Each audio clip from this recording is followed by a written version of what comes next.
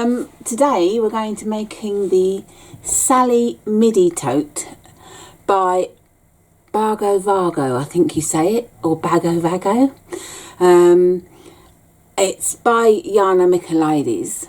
I think that's correct. It's difficult. She's a lovely lady, and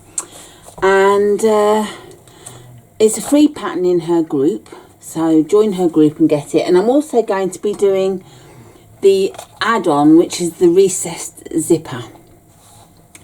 So I've got everything ready. Firstly, I've got my foam pieces ready, and as I've said in previous videos, but I do tend to repeat myself in case you haven't seen other videos, so I'm apologise to those of you who have watched them. But with the foam, I use Bosal adhesive double-sided foam. I can't get the sewing one. It's very expensive to get it. So I buy the adhesive one, the fusible one, and then I get some very, very cheap poly cotton. And well, this is actually broadcloth here that I managed to get extremely cheap on a huge bolt. And I fuse it to the foam because when you fuse foam to the fabric, and then you're turning the bags inside out and so on, you're birthing the bags, you get wrinkles. And then when you iron the wrinkles, it can actually get worse rather than better. Before you know it, you've got a very wrinkly looking bag and it's ruined. I mean, this, if you sort of see that smooth and then you're pulling it through and so on, and there's your wrinkles. And then you iron it and the wrinkles actually get worse instead of better. So I never ever fuse it to the fabric. I always fuse some cheap cotton to the foam. So that's the foam pieces. That's the bottom piece and the two main panels. And then I'm using vinyl on the outside, and I've done my flap in preparation, but my flap hasn't come out as long as the pattern piece, which is this. If you look, I've cut mine off, and that's because the lock I'm using is this. And if I tried putting it into here, and that's how it would look, which is rather silly. Whereas this, I've prepared, I've checked about the size, taking into account the seam allowance, folded the right way out. And that's roughly right. The foam is touching, the vinyl is touching the edges, so it's not going down quite far enough, but then accounting for the seam, it will slot in there nicely. So I have done that for that reason. I've got my bottom piece, I've got the two main exterior panel piece, the side connectors, which I have got ready and will show you how to prepare, but I'm not going to use them because I'm not going to use the crossbody strap. I've decided for my bag that I'm just going to have the handles. If you want to have the strap, that's fine. And I'm going to add on my video at the start of how to make the strap. Bearing in mind it's different materials, you'll see that it's a different colour, etc. That's because it's one I've made before. And rather than have to keep making it and showing you and filming it, I'll just add on the video that I have prepared, which is also on YouTube independently. So you can follow that and prepare your strap at 60 inch by 2 inch. That's what this pattern asks for, the 60 inch long strap, rather than I think 55 or something that the other strap that I've made is. So do that if you want the long strap. So I've prepared my handle pieces, cut them ready at the external.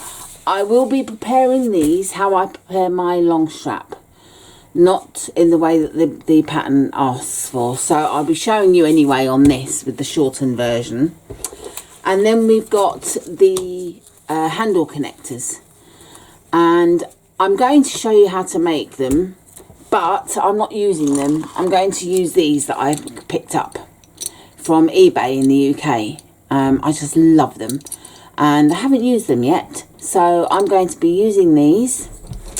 And with the other hardware, they call for some strap ends. In the picture here, she's used like a V-shaped ones. You can get all sorts. You can get just flat rectangular shaped ones, and I'm using these pretty ones.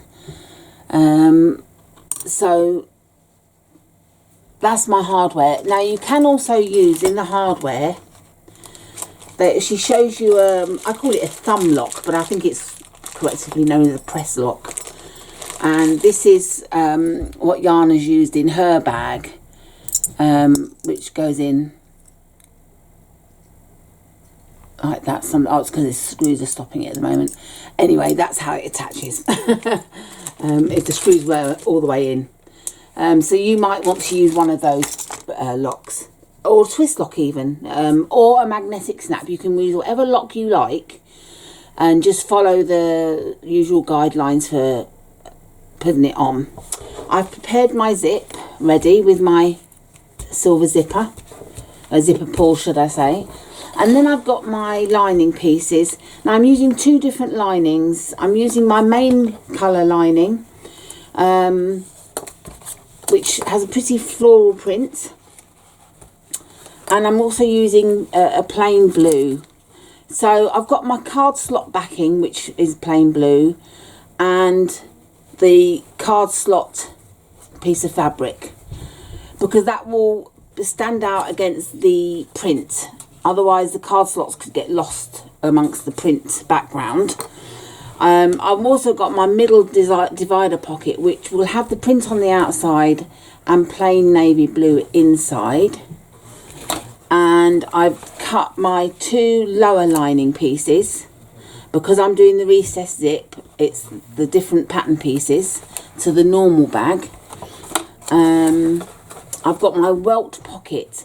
Now this is instead of a zip pocket. If you go on Google and type in Welt Pocket, you can see online what a Welt Pocket is, and you might get them on waistcoats and coats and things like that. They can vary in their openings. Some will have like a rectangular front cover that you put your hand behind. Some will be completely open. I believe this is going to be a completely open rectangle. I was going to add a zip, and then I just thought, well, it's something different for you to see what's done. I have used my floral fabric instead of the plain navy blue, because it's going to have the open box, but the thing is sort of so that the pocket is slightly hidden, if you know what I mean. So that's why I still want to use the print. And then I've got my back to my handles. So I've got the rectangle, sorry, the vinyl strips for one side and then the fabric strip for the other. I've got my lining back for my flap, the upper lining pieces for the top part of the bag, and the zipper tabs for the end of the zips. And instead of foam on my flap, I'm not using foam, because if I use foam, just the foam alone is just thick enough. But if I use foam plus the vinyl and the cotton and the interfacing, it won't fit in the lock. So I'm not using foam. Instead, I've used fleece on the one side, and then I've got my piece of batting. And with the vinyl, that will be enough. That will be thick enough for me, personally, for the flap. So that's why I've got my batting. So that's all the pieces that we've done. It's always good to prepare everything ahead rather than as you go along. I have created the bag labels, the pattern piece labels, sorry. They are in my group, and I placed them in Yanna's group as well. So they are in the files if you want to use them to keep a check on it, all the pattern pieces. So with that, we shall get started. I'm going to start with preparing the handle. I always like to get the handles done out of the way. So I will put the link for the... So I will put the video on for the strap, and then I'm going to put the handle ones that show you how to do them, and we'll go from there. Hello, I want to show you a brilliant way of making a bag strap. It's a unique and innovative way of doing it, and it was created by Lockwood and Webb Designs, and that's Natal Webb and Gwen Lockwood. They have patterns, bag patterns for sale, brilliant bag patterns I might add, and this is just the best way I've ever seen a bag strap be made, and they very kindly have given permission for me to show you the technique. But if you get a chance, I'm going to be giving the links to their website and Facebook group. So if you get a chance, join their group and have a look at the website and maybe purchase a pattern or two, because they're very good, and they're only sort of just quite new, so they don't have tons of patterns, but watch this space because they're going to have some beauties coming up. So that's that. What we do is we have half vinyl and half fabric. I mean, you can have complete vinyl, you can have vinyl and cork, you can have a mixture. It's nice to have a mixture rather than one particular type. It doesn't really work with just one cotton unless you use something like Peltex inside to give it a firmness.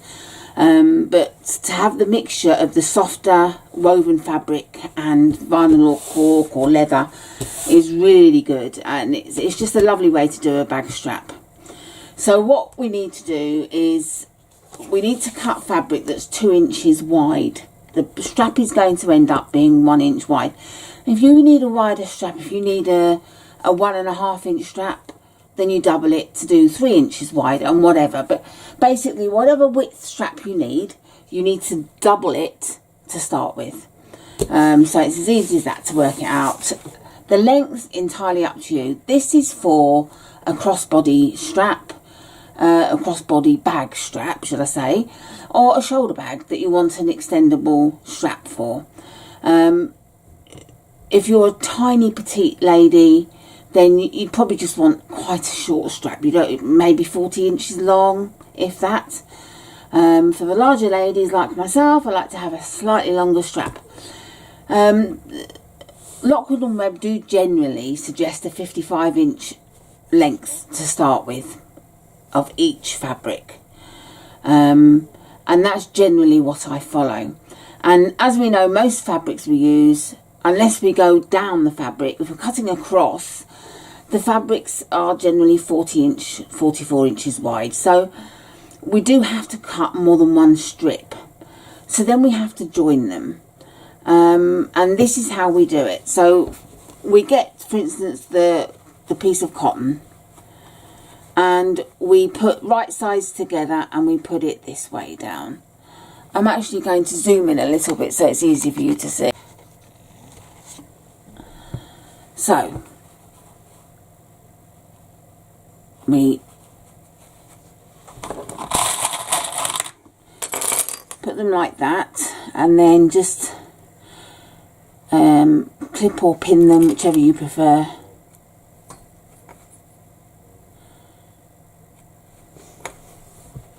To keep them in place.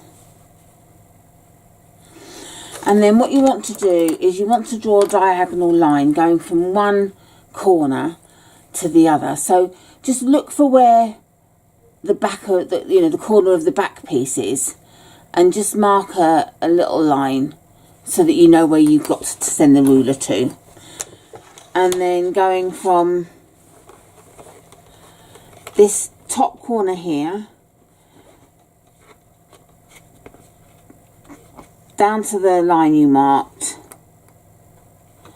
draw diagonally across, and we're going to stitch from there to there, back stitch at each end, and I shall come back and show you what we're doing after that.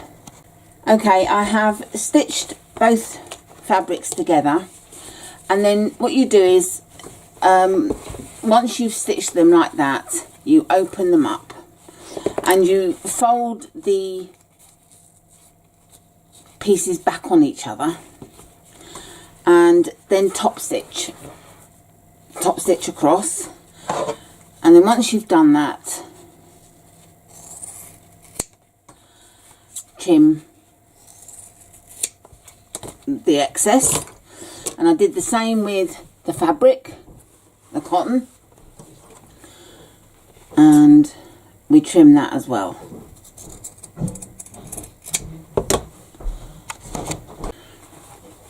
So we cut both pieces, and that's the straps ready made.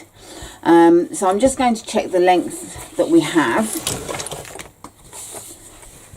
and that's the 20-inch, and that makes 50. We've actually cut to 61 inches, so we don't need all that, so I will trim that up. And seeing what cotton we need, because I may need to do a third piece onto this one. 20,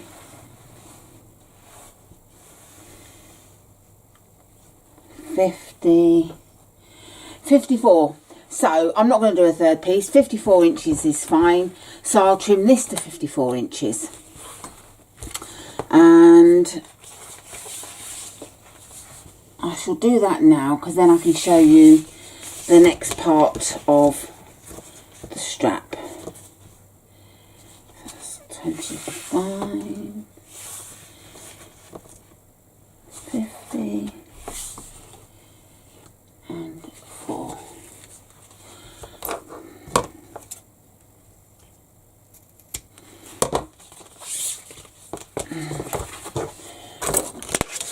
And I want to make sure I do a straight cut.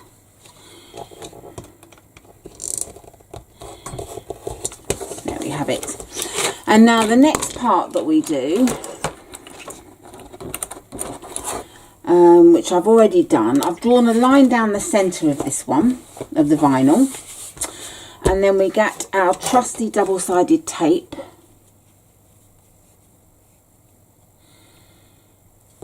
and I go either side of the line that I've drawn.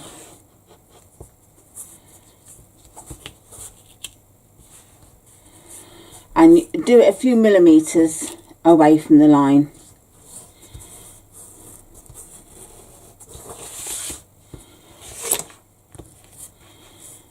So just go along.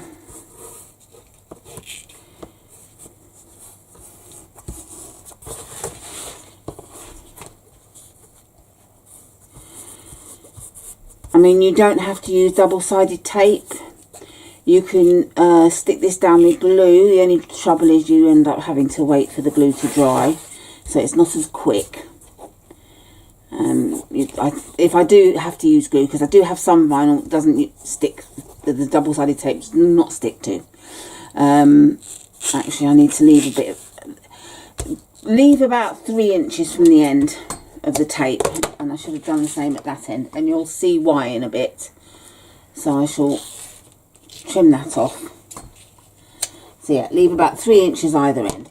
But yeah, so you may need to use glue, in which case what I do, I always start to prepare the strap before I do anything else with the bag, so that then whilst I'm waiting for it to dry, I can get on with the bag. I mean, some patterns do tell you to start with the strap anyway, but if they don't, it's worth advancing to that and getting the strap made. Plus, I think it's really nice when you finally finish your bag that the strap's already done. If you then have to make the strap, it's quite frustrating, because you just want to put the strap on and see what it's like. So it is nice to have the strap done. So we've put the double-sided tape, and it's not the straightest, but it doesn't have to be. And then take a piece of the backing off, and I tend to sort of go so far, and then I get into a sticky hot mess if I take it all off. So I'll take so much off and fold it to the middle. and press.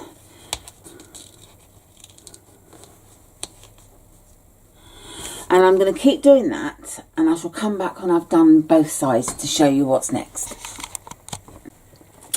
So the strap, the vinyl strap is all done, and we put that aside. And then the fabric one, I do slightly differently. You can draw a line along, sorry, I'm yawning.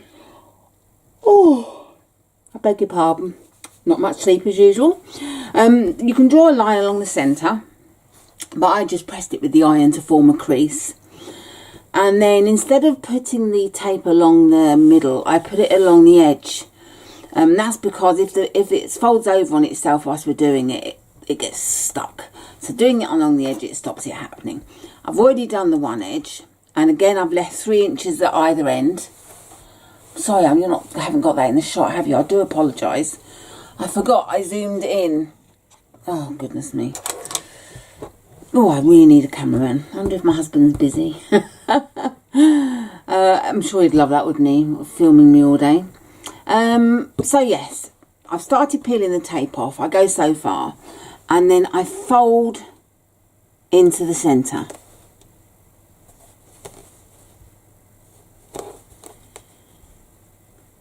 You really have to try and make sure it's straight, so that you don't end up with curved edges, because that would leave a bit of an untidy edge to your strap.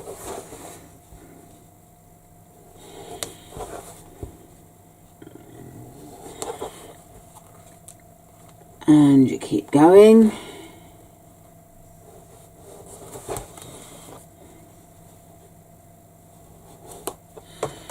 Let's turn my iron on, because I will press this strap in a minute.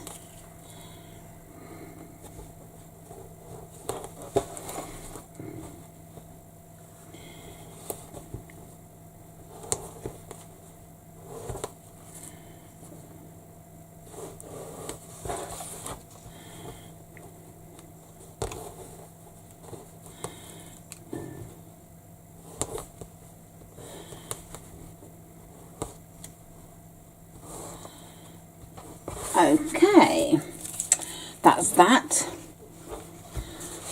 Give the strap a quick press to flatten it out.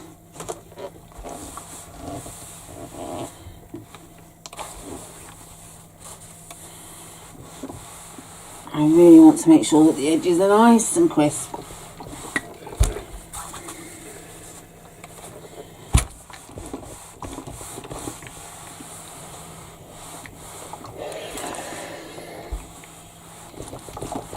Okay, so that's that done. Now, this is the magic bit. This is where we start putting the strap together. And as we did before with the joins, we get the 2 different pieces of material and we put them across each other like this, just as we did before. Doesn't matter which way up. You know, this could be the vinyl, that could be the fabric, the cotton, shall I say, the woven. Okay. Mark the notch where the diagonal needs to go to.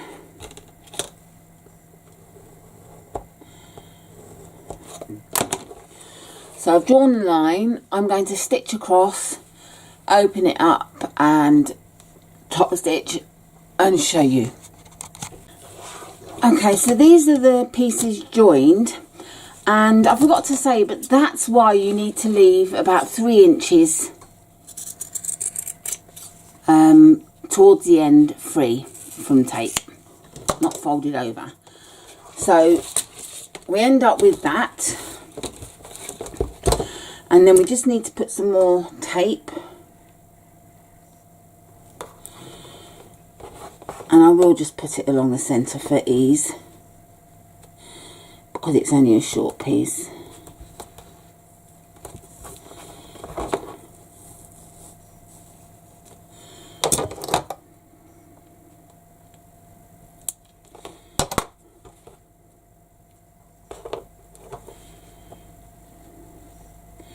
You will find that this tutorial will be added along to any of the sew alongs that calls for this type of strap.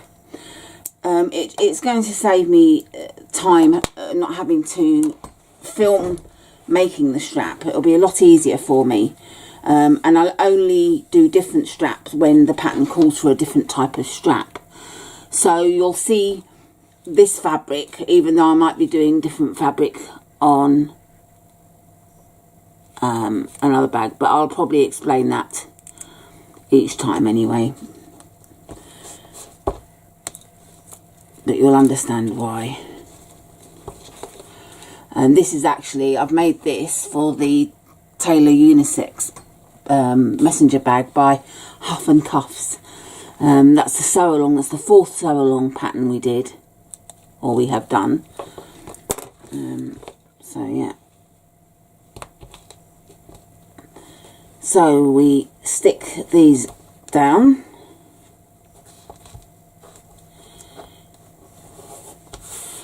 so there we have one nice long continuous strap that's 110 inches long. So it's just come undone a bit there. We need to get the slider.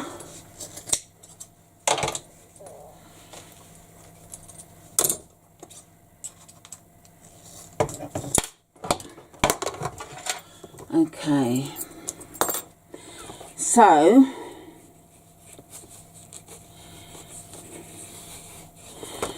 we just insert the slider onto the strap.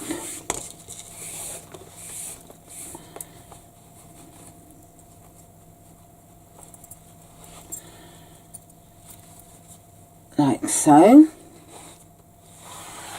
and go up to the centre where the cotton matches or meets the vinyl.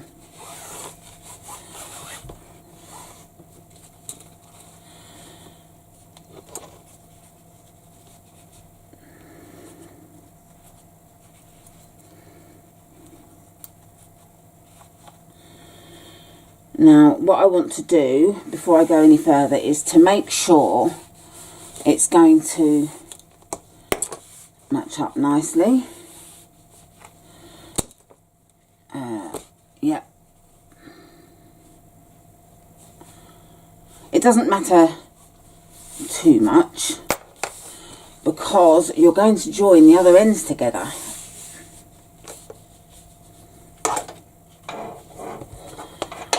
Like so. So I've put the strap on, the slider on, and then just run your strap down so that you know it's not twisted, and keep going.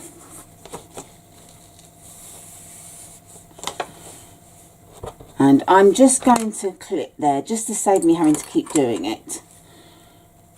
I'm getting all caught up with the tape backing. Right, and now we want to join these ends together. And I want to make sure that I'm doing it right so that when I've done it,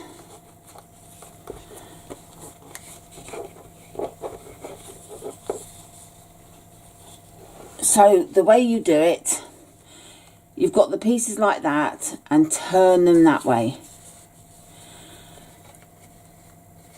That way you won't have a twist at the end. If you did it, for example, like that, you're going to have a twist. So if you're looking at it, turn them both like that and then over. And that way you're sure to have the correct way.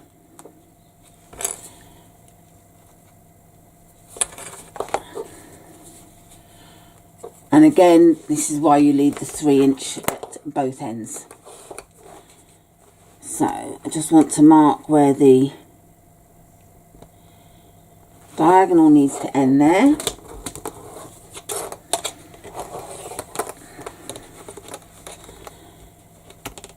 If you haven't seen this technique, you're probably thinking at this point that I've lost my marbles.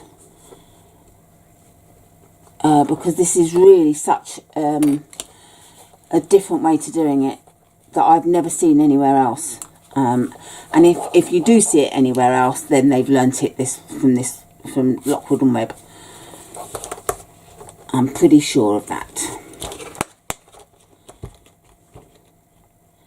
So draw the line, and I shall go and stitch it and return.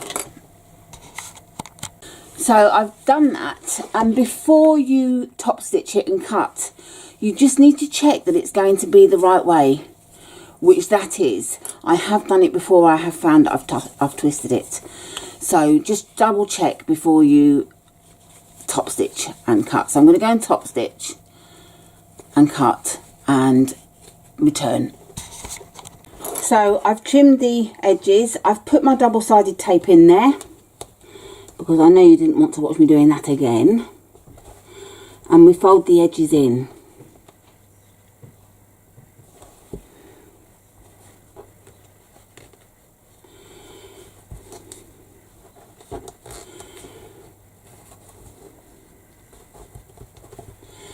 And the next job we do is to trim any loose bits and pieces and fold this together, and we're going to stitch both pieces like strips together all the way down to the very bottom, across and all the way back up and across at the top. So we're stitching that in place. I shall return when we've done that. Okay, so I've stitched down the strap and stitched across near to the top, and now I'm going to put some rivets in, and I just need to find my rivet punch. So I do try to have them in nice and evenly, and you've got, I mean, sometimes I go down, sometimes two across. Up on a 1 inch strap I like to go down because going across they're too close together. What am I doing? Oh goodness, because I'm talking. So I mark for the first rivet,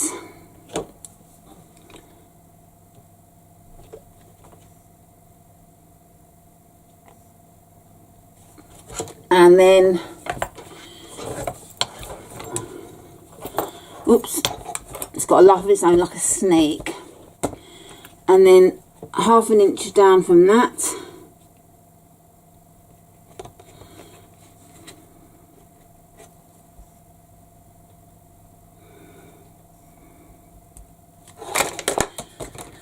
okay, this one is really mainly for decoration.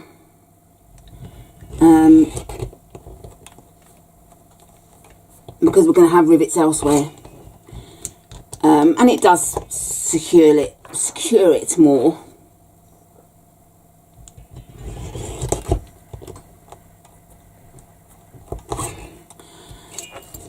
Okay, get my rivet press, my green machine, and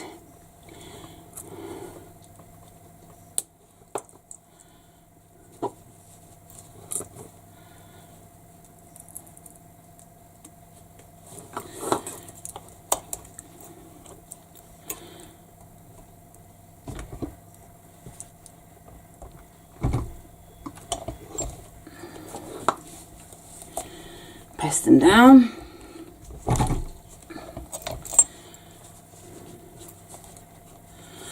I'm not sure that I went fully down. Oh, it did, yeah. So there we have the rivets. And now what we need to do, you need to decide which side you want showing to put the clasps on.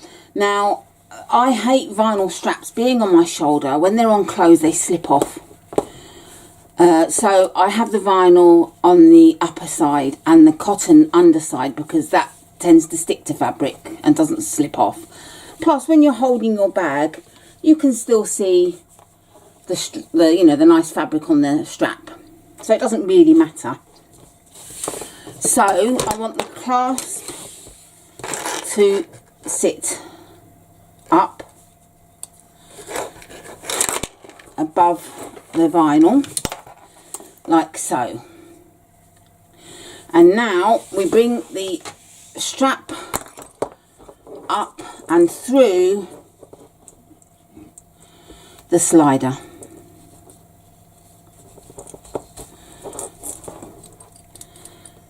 So the clasp that we've put on is now stuck on the strap. It can't come off.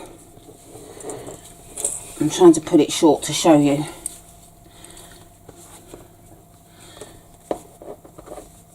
Like so. So we've got the slider and the clasp. And now with this end, we get the other slider, again making sure it's the right way up. Put the clasp on. Now you can turn over, and we need to fold the fabric over. Now you can do a stitch there if you like to. If you want to do a little stitch down, then by all means you can, or just add rivets. That's entirely up to you. I am going to stitch across there just to anchor it down, and then I shall be back. So there, I've stitched it across, and again, as before, I'm going to add a couple of rivets.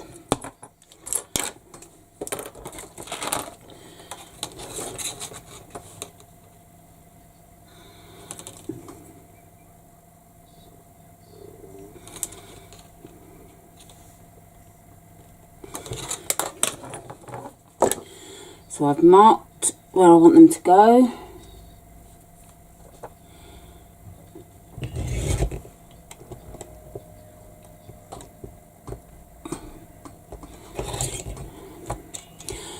And those of you that haven't seen me using this before, this is called a rivet punch, a screw punch.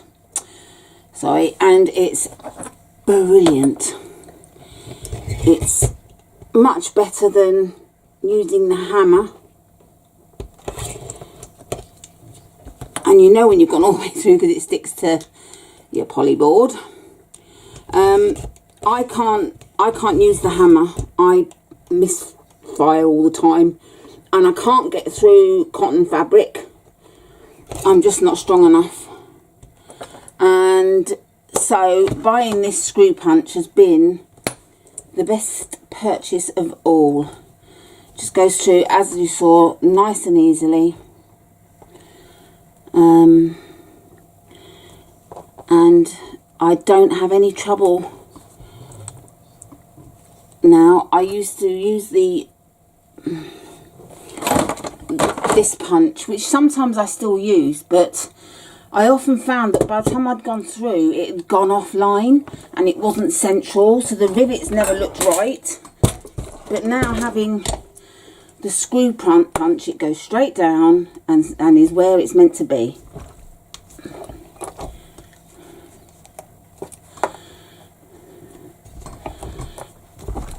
Oh, there you go. So that's our strap made. Now, how good does that look? There's no, apart from this bend here, there's no raw edges. I mean, it's just lovely. I love it. So thank you, Lockwood and Webb, for this. Just absolutely brilliant. So you will have just watched the video on how to make the longer strap. And we're going to apply the same method for the handles. So just to recap, in case you've skipped past the strap because you're not making one, what we do is put the two ends together like that, and we just draw a line from that corner to the corner that's here, and then we need to stitch across there.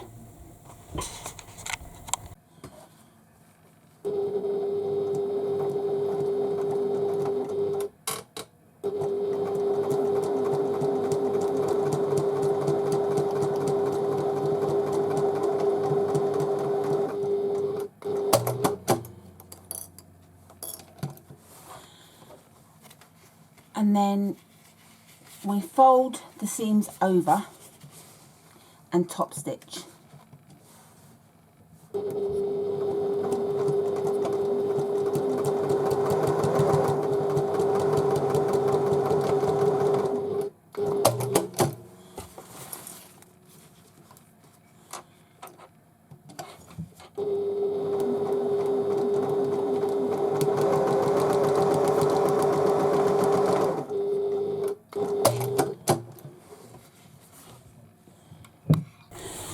So we've joined them, and as I just showed, we've folded the backs over and top stitched across, just cutting the seam allowance.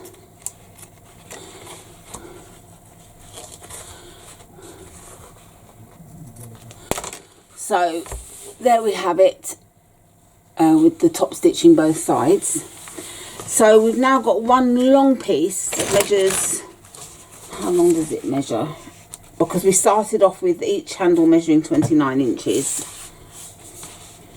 And now we're left with approximately 55 inches, allowing for the seam allowance that we lost there. And then what we need to do now is run our double-sided tape, starting a few inches in from the end, because we need to leave that open. And you may wonder why that we're putting, as we're putting strap ends on, why we're sealing the ends, because a lot of people would just put raw ends into the strap end. Now this one's okay because it's got the sides, but the other ones, which are the slim end strap, which you may be using, doesn't have sides, and when you put a raw end in, you're left with little raw bits poking out each side, and that doesn't look very nice. So by sealing, doing a sealed end, it's just neater. So although I don't need it for this one, I just you know, don't worry too much, because this has a V shape in the end, but it goes in quite far, so I don't need to have a V shape end. But if you are using a V shaped strap end, then you don't need to join the seams of these. You can just do two raw straps together, and that's fine, because it's not going to matter, because you're going to have to cut each strap end into a V shape. Although this is a V shape, I don't need to do it because it's quite a deep strap end. So depending on the strap end you have, depends on the end you have. Here's one I made earlier, and it's nice and sealed both ends, and that's great. But if you are going to have to cut it, it's pointless doing this. Literally just don't even join that together. Do two pieces that you fold in and then sew together with raw ends. You don't have to do this. And that method's fine. But because of the way I'm doing it personally, I still do it like this.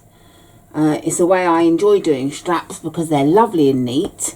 And even though it doesn't get seen, I just like things to know things are neat. I don't like thinking about having scruffy parts that aren't necessary. I mean, obviously we do have raw edge seams, that can't be helped, but where possible I like to have it tidy. And when I used to dressmake, before I had an overlocker, I always used French seams, which, if you're not sure what they are, if you Google them or look them up on YouTube, and I love doing French seams. but it's not necessary in bag making. So we've put the tape on, and now just peel it off, and it's very sticky. Well, it's not sticky, it's electric static and it just sticks to me. So we bring the edges in, and obviously even if you're going to have raw ends, you still do this part. So we bring the raw ends in,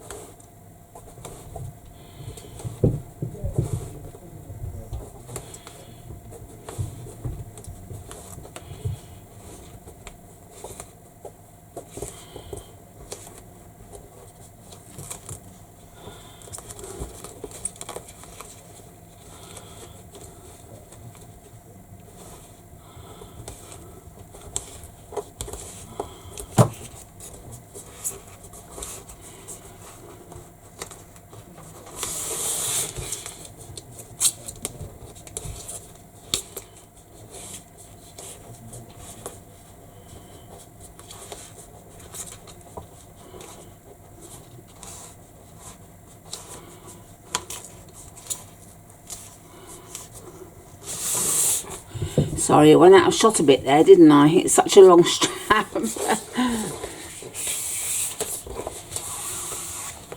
And I get carried away and I forget to check to see if I'm still in shot, so I do apologise.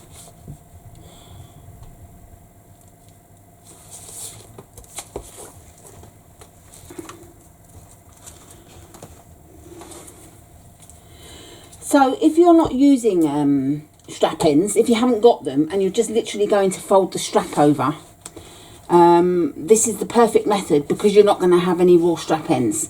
So you can literally just fold it over, put your D-ring on, or fold it over into the connectors, and sew, rivet, whatever you want to do to attach it, and you haven't got those ugly raw ends. So this is a great method for when you're not using any strap ends, which I don't always use.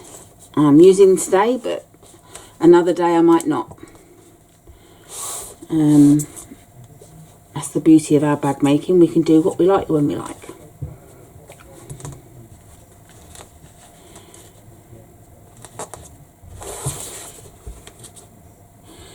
So we've done that part and leaving the few inches at the end. Now, as I said, if you're using strap ends, especially if you have to cut the fabric, then don't worry about doing this part. But what we need to do is fold it over and just make sure that we've got everything the right way. And at this point, I just use a clip to make sure it keeps it the right way on. And then you've got your pieces like this, and then just do that. So just to recap, you've got your strap like that, open it up and then flip it over so that the two right sides are together. And then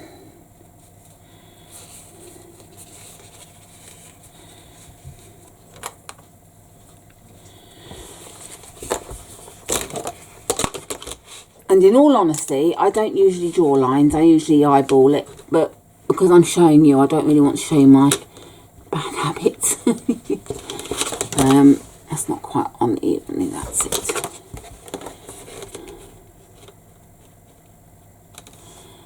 So you draw a line from the top corner to the bottom corner and stitch across it. And I'm not going to show you this bit again on the other camera that I've got set up. I shall just go ahead and do it.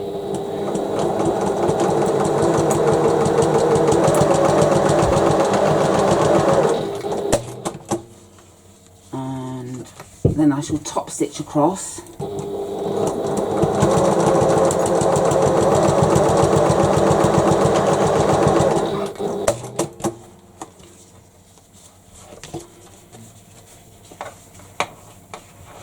I'm sorry I'm doing it out of shot, but it's a case of turning on one camera, moving it. Oh, it's a lot to do for something that is so quickly done. So it's just easier just not to show you again exactly what I did before. So I've stitched across, done the top stitching, and then we just trim the seam allowance again.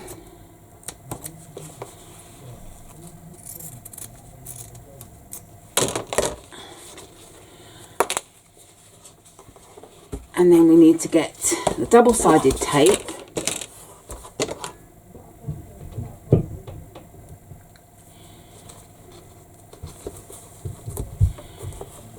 To fold these ends in.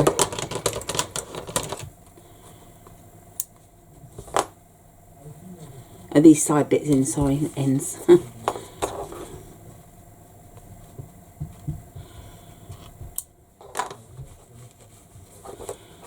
Okay, so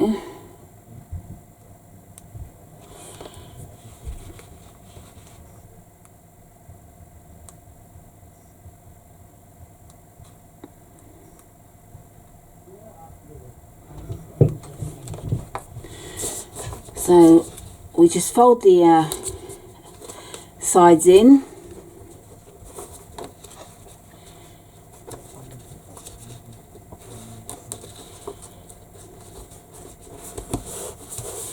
So there we have that. And now what we want to do is just to make sure we've got sort of equal turnovers at the ends. I'm just going to snip the loose threads.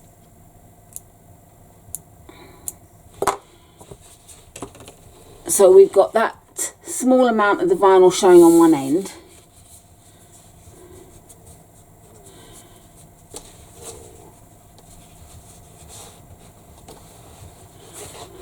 And then just adjust it because the other end didn't have any. So I want it to sort of be even. That's it. So that's even. And now what I want to do is stick double-sided tape along the centre. It doesn't matter whether you stick it on the vinyl side or the woven fabric side.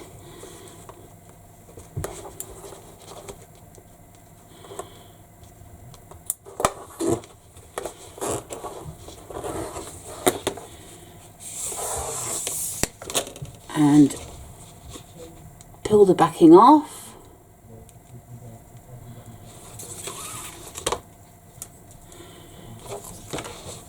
And then carefully join the two straps together, making sure that you're even on each side, that nothing's overlapping, and you know, you haven't got, if they lay down unevenly, just lift up and lay back down.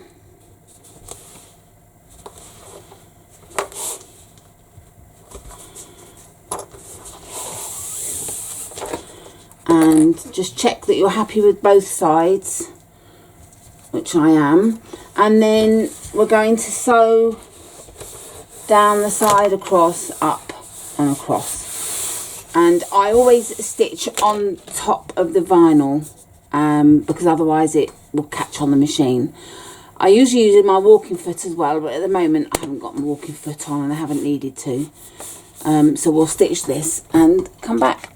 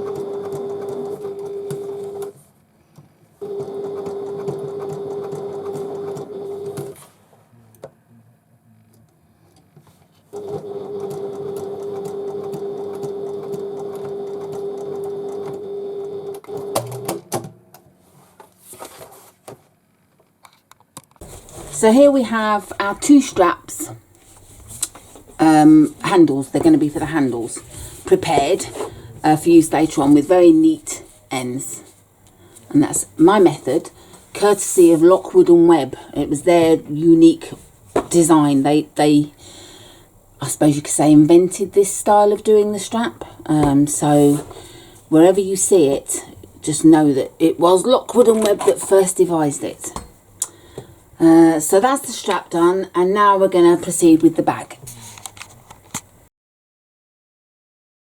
Now we're going to start with the main panel and the connectors.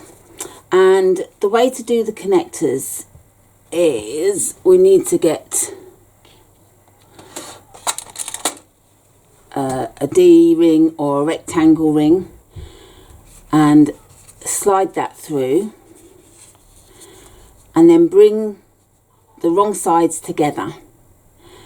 If you're not confident, because you can't use pins, you can use clips, but they do mark. If you're not a confident sewer, then I suggest you line double-sided tape going round, or you can use some glue and wait for it to dry, so that you have a better chance of sewing it neatly.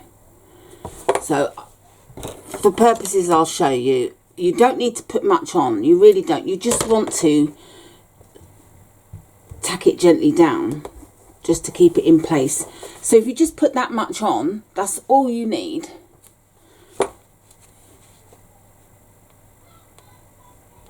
I'm sorry if you can hear the children shouting outside, but we're currently in lockdown, so the children are playing in the garden, but I don't mind listening to them because they're having fun and they're laughing, which is quite nice to hear. So that's it, stuck down.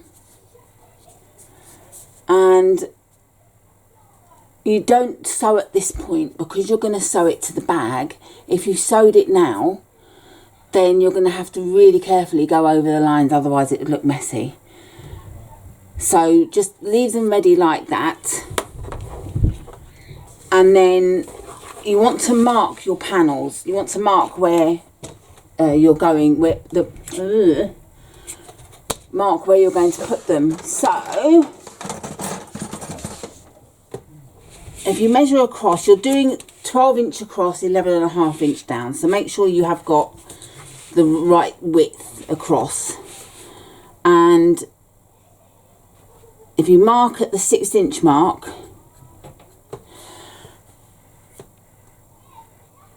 and then you want to do the 3" mark, because you want to basically have them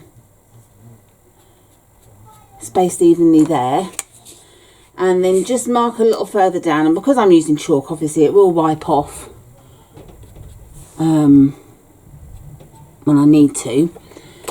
And then you need to do it 1 3/4 from the top. So measure 1 3/4 and just draw a line across, and do a crisscross. I'll show you in a minute what I've marked. So you've got that there, and then you want to place your connector like that. And again, use double-sided tape to stick this down. And then you can stitch around and across, and you've attached your connector. So that's one way of doing it. However, because I'm adding these connectors, this is what I will add on. And I need to pierce holes in the vinyl for the connector and place it there. And when you're placing connectors that have screws, you do have to punch a hole in there just big enough for the screw to go through.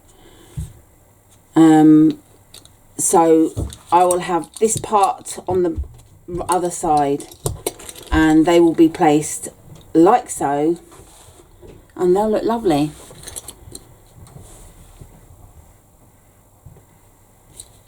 I'm not going to add them yet because they're a bit too clunky and bulky. I'm not ready to add them yet. I will add them later on when I've done more of the sewing. So the first thing we need to do with sewing the panels together is cut 2-inch squares from the bottom corners. So if we mark squares like that,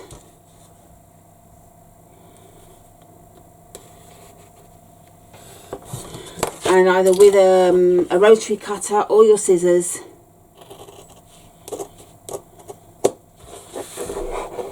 cut the triangle out. My son's at the window distracting me.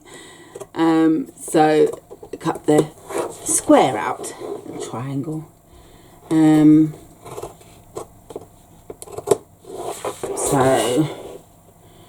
And we do this on both panels. I just find that if you use a rotary cutter, you have more chance of going past where you're meant to. So I just find using scissors is a bit more accurate.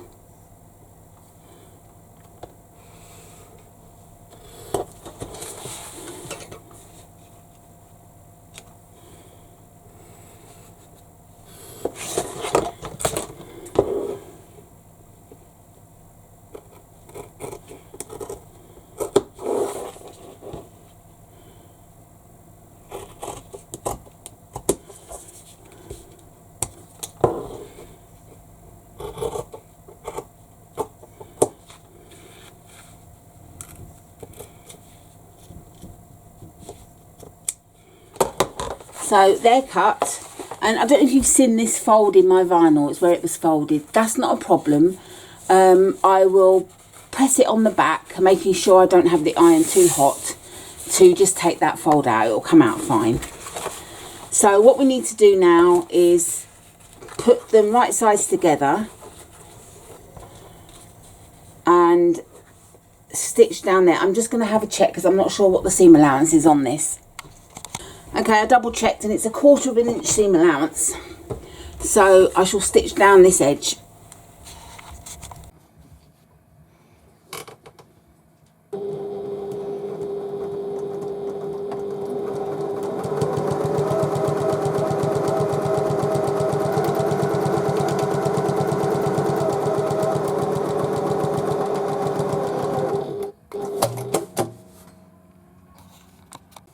So we've stitched across, and now we open up the seams,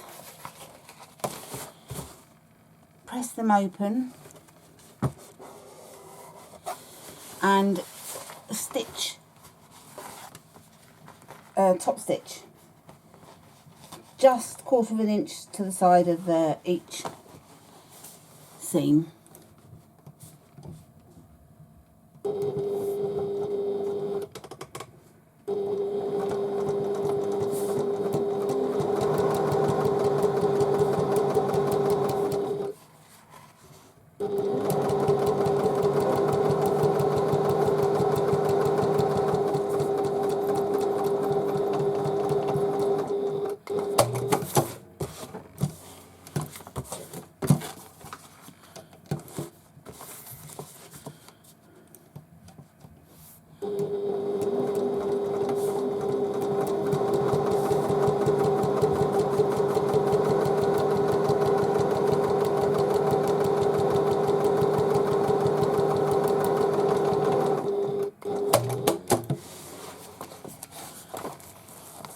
So that's the top stitching done.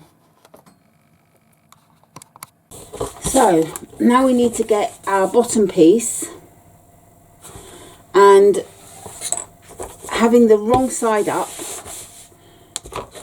look at my pen, we draw a line 1 inch in from the raw edges.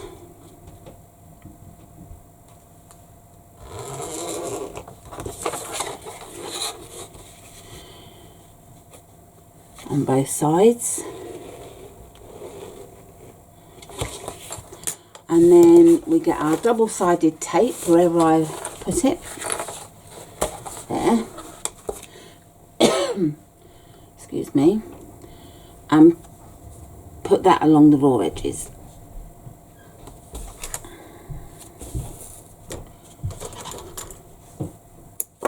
On both sides.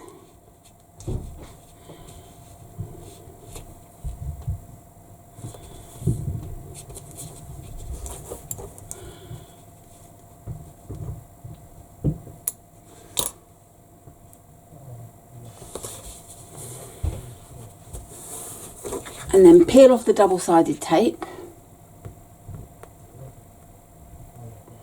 Not the tape, the backing to the tape, shall I say.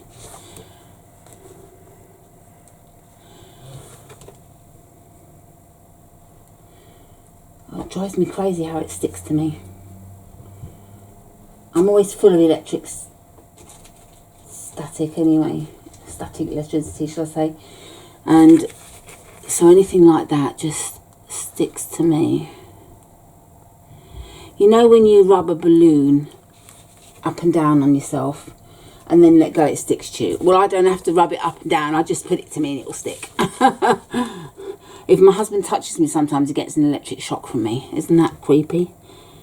Anyway, bring the raw edges to the line and stick down.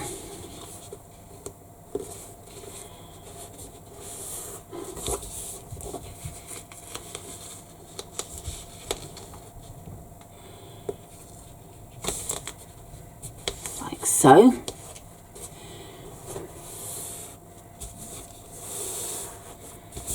and then get your piece of foam and you'll find that it fits nicely in between. So if you're going to add bag feet, this is when you can do it. It's up to you how many, 4, 5, 6, whatever. I'm going to do 5 because I've got 5 left of that size. So why not? Now I haven't, obviously I've taken off the adhesive aspects of the foam.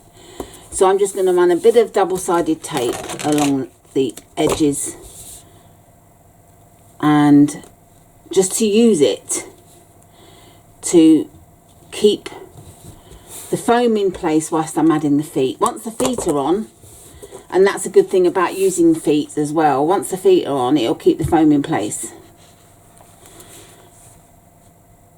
I don't always use foam on the bottom. Sometimes I use Paltex, or I have this mesh canvas, which is quite stiff. But the pattern calls for foam, so that's what I'm doing. And so that looks fairly central to me. And then we want to go 1 inch in from the edge and 1/2 inch, sorry, at the ends, and 1/2 inch in from the sides. I'm actually going to do 3/4. Yeah, no, that's about good actually. The 1/2 inch. Ooh.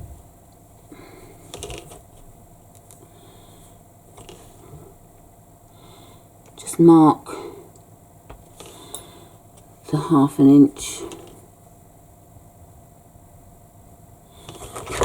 It's only just going to clip the foam actually, so it might not hold the foam in place as I thought. In fact, I'm going to move in just a little bit more, 1 notch in, so it's 5/8 of an inch that I'm basically marking. Yeah, I'd rather have them there. So that's the beauty, you can actually adjust it to how you like it, and I'm going to do 5/8 of an inch. And because I'm doing a middle one, I'm going to mark up for the middle. So that's 6 inches.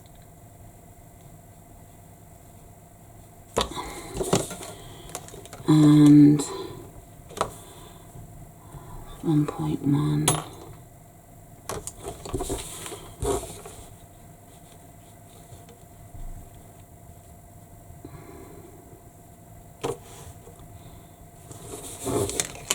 I'm just getting the point for where I need the central foot to go. So that marks the spot. So now we need to make little holes for the feet to go through. And I'm using my craft knife.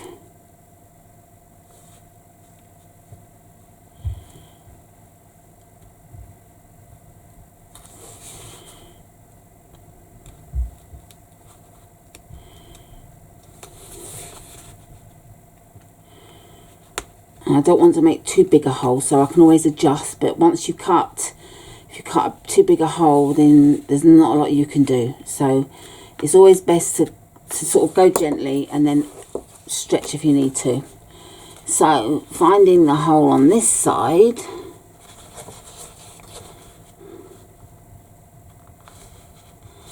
yeah, so I haven't gone enough on this side.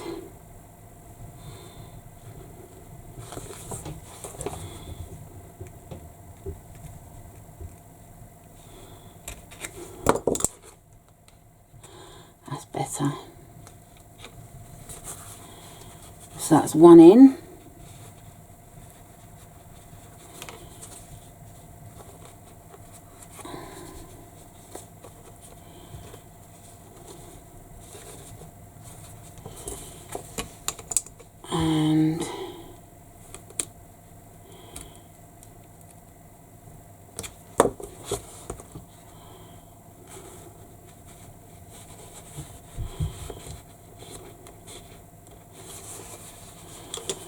And I'm going, I'm putting my bag feet this way. Initially I was going to go across, but then I realised they're going to be very close to the edge.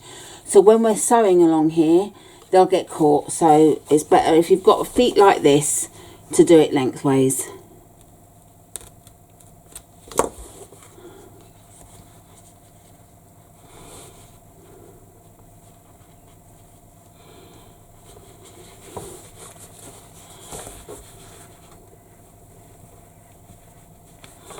Oh goodness. Cut a slightly bigger hole.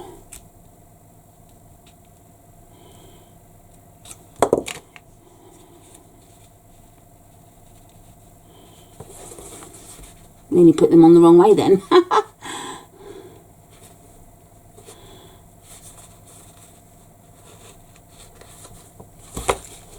I'd rather have the bags of the feet a bit of a tight fit to get through than having a great big gaping hole. So I'm being very mean about the cut.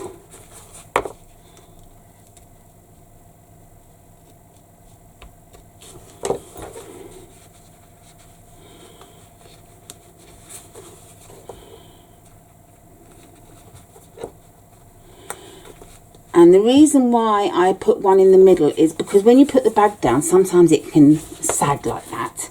And then you've got the bag, that part of the bag sitting on the floor, which isn't that great. So I do like to put one in the middle of whatever bag I'm doing. And unless I've done 6 feet, sorry.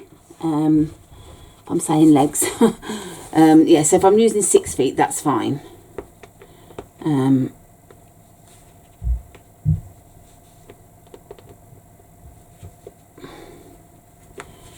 So that's it. That's all the feet attached. And now we need to place this piece onto the outside of the bag. So you'll see that it lines up really nicely either side. And again, getting a bit of my trusty double-sided tape.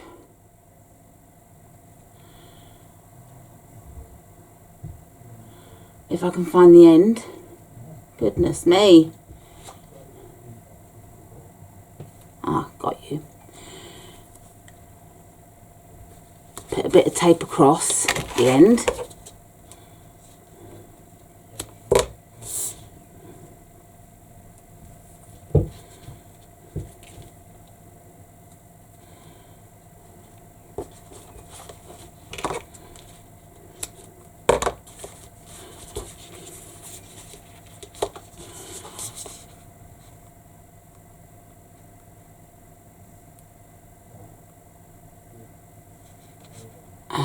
and pull the backing off.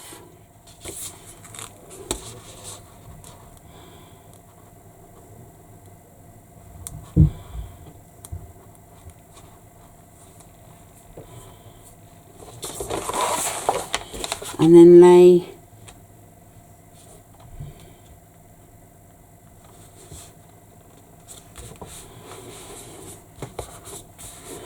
and then just baste across at 1/8 of an inch seam allowance either end. Okay, so we just baste this across the top just to fix it firmly in place at either end.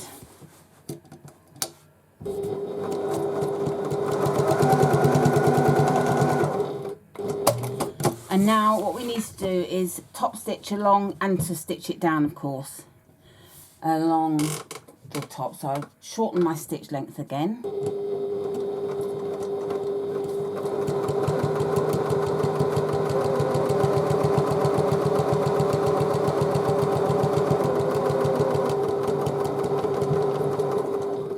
And as you can see, I'm stitching vinyl with a normal straight stitch foot. Which is fine to do if the vinyl isn't sticky. Especially the shiny vinyl, is very sticky, so you do need to use a walking foot. But for this purpose, I'm finding it fine to stitch with a normal straight stitch foot.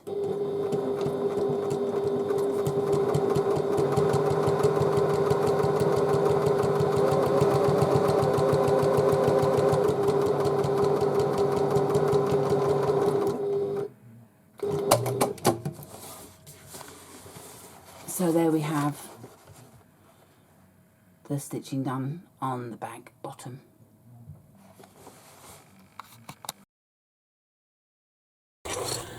Okay, so I added the stitches at the side and I've done 2 lines of stitching.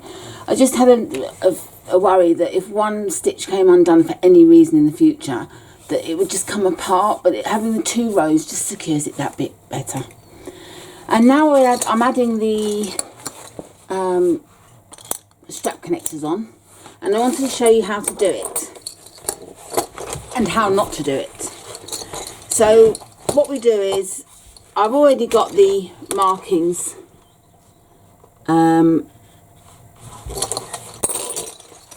show you how I did that. So the bag's 12 inches across, and you need to mark 1.75 inches down from the top, and then your centre point is at the 6-inch mark.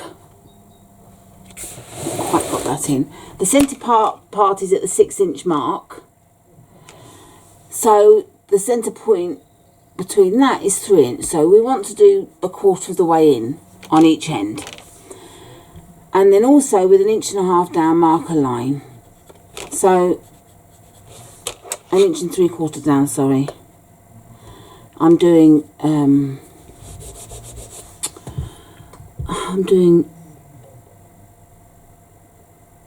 more than that, so by accident, so yeah. And then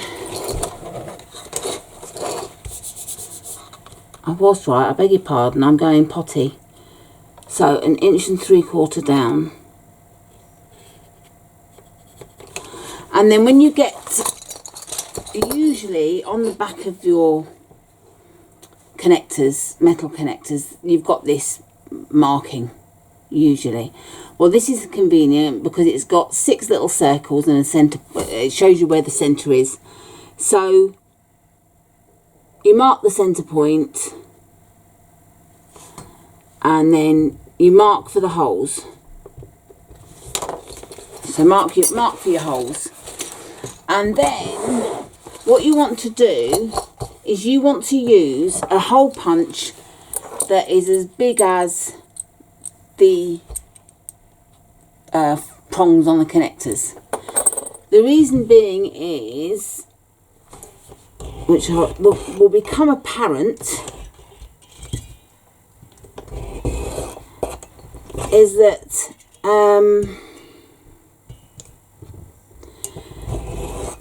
if you don't go all the way through, at the moment, what we're going to do now to add the connector is push all the prongs through to the back, like so. See how they've all come through the fabric? And then we add the back on. And it's nice and easy to do. You can see where all the holes are.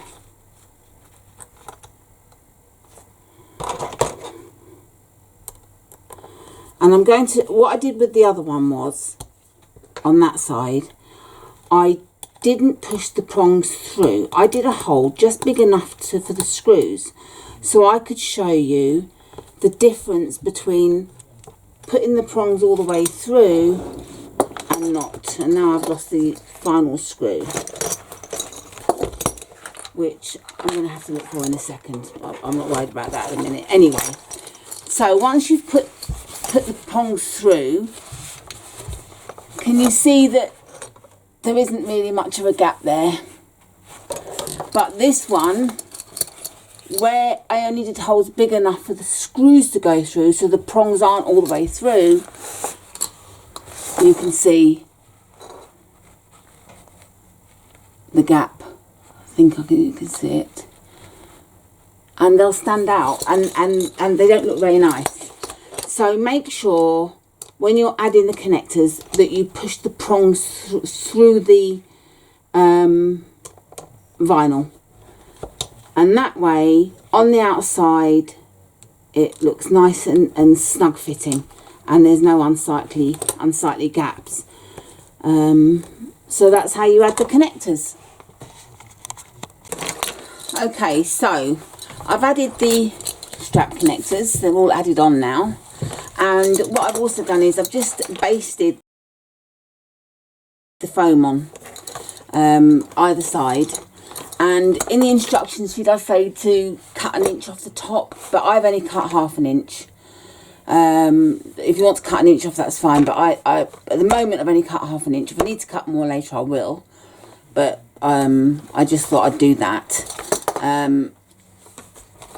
And you may have added your foam before you added your connectors, which is fine. If you're adding the sewn connectors, then yes, you can add the foam first. But when you're adding metal connectors, you need to do them first. So I've basted them and I've cut the rectangles out, and they meet in the middle quite perfectly. So the bag will come together like so. So what we need to do next is we need to stitch the sides together. So you need to just clamp them down the sides.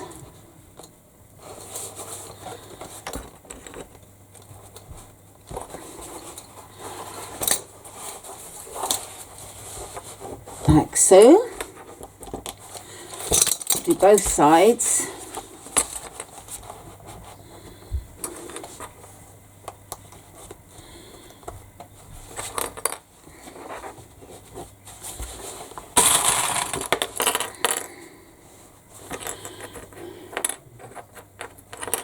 And then we're just going to stitch down the sides using 1/4 inch seam allowance.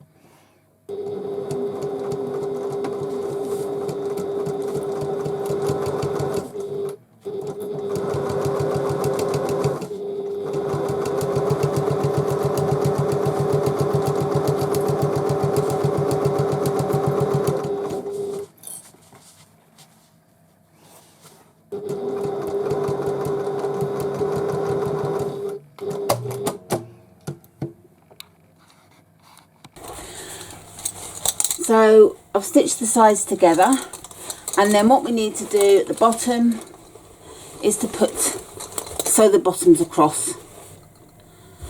And we just want to make sure that everything is neatly tucked in and the ends meet each other equally.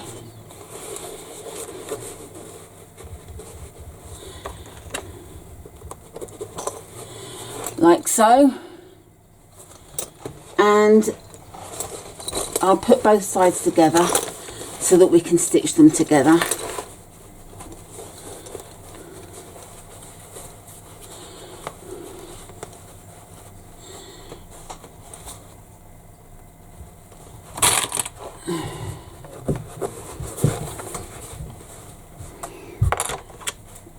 That foam is too high. That's it.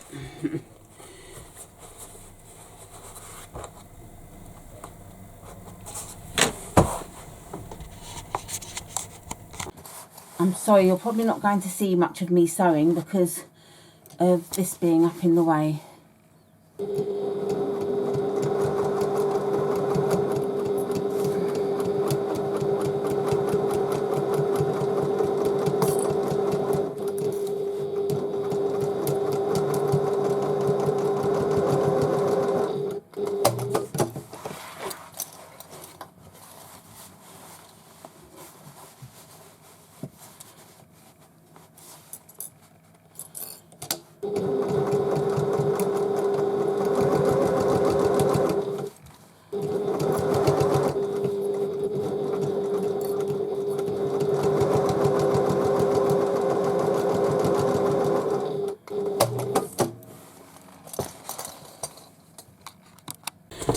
Okay, so that's the ends or the corners together, and then we can turn it the right side out.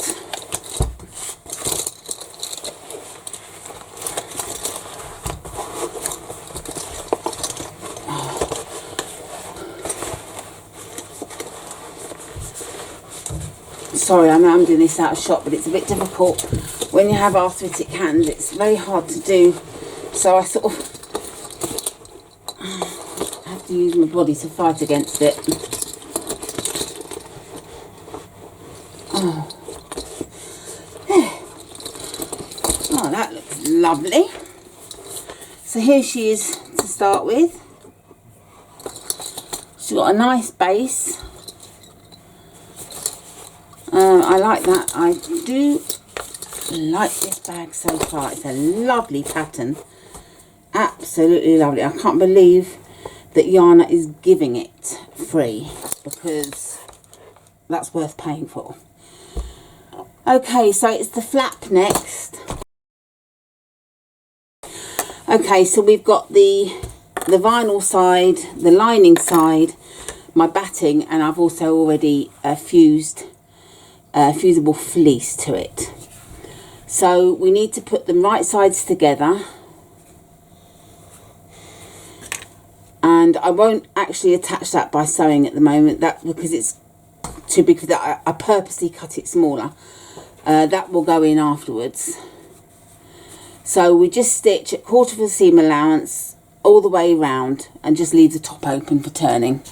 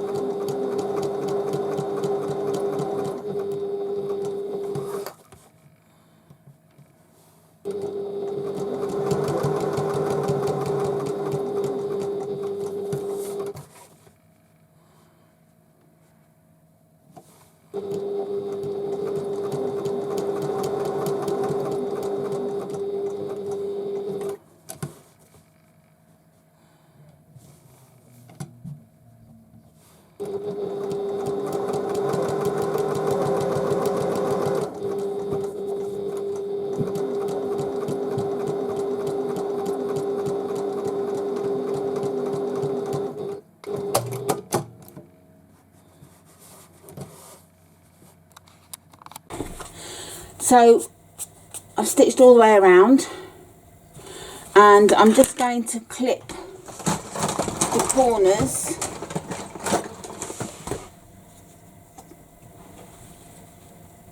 so that you get nice corners.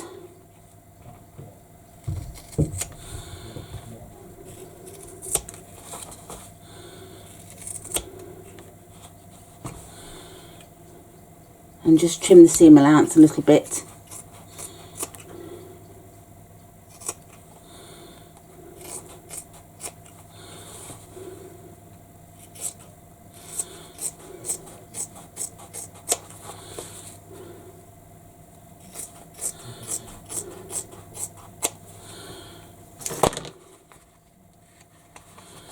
Right, and then we want to turn the right sides out.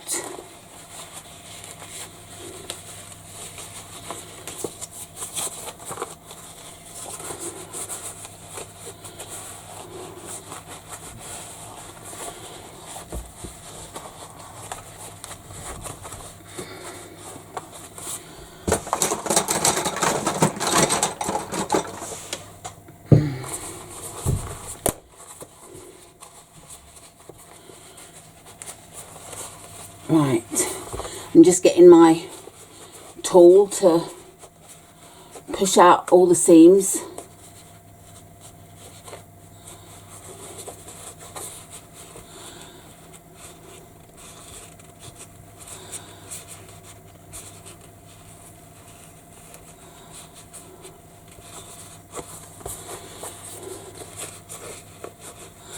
And you just want to spend time making sure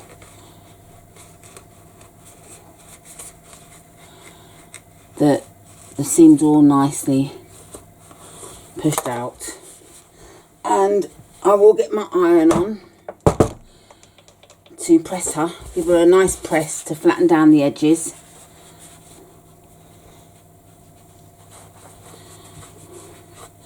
And you just sort of want to roll the seams in your fingers to really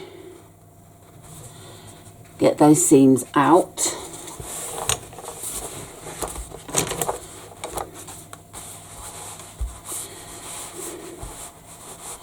Just waiting for the iron to heat up. Obviously not iron the vinyl side.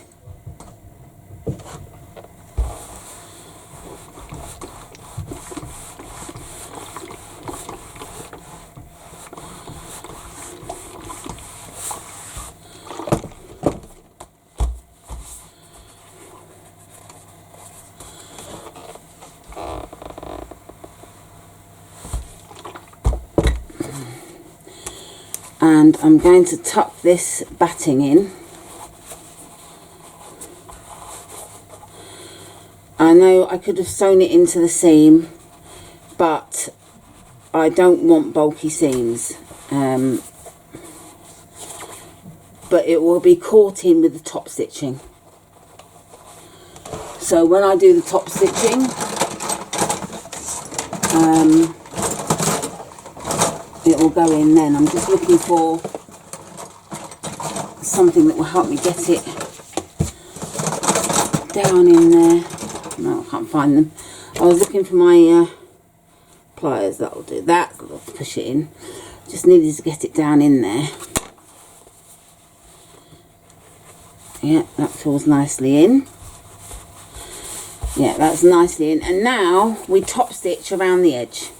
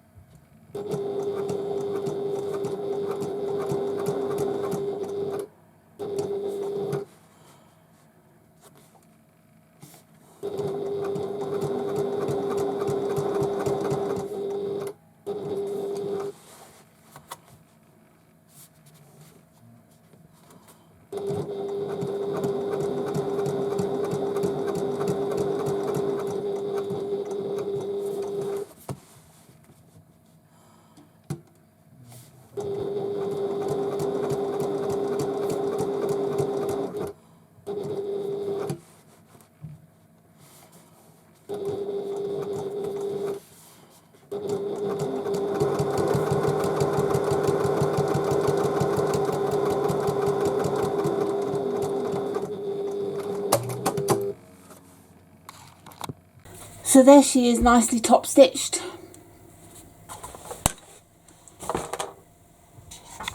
And now it's time to add the lock to the flap.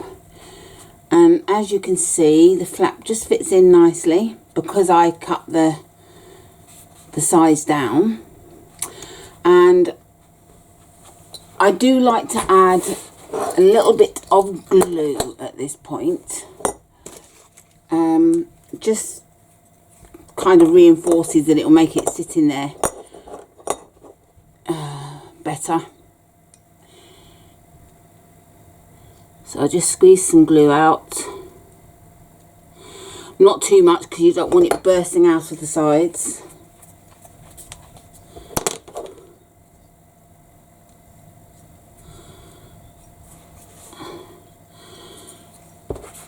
And then just slide that in.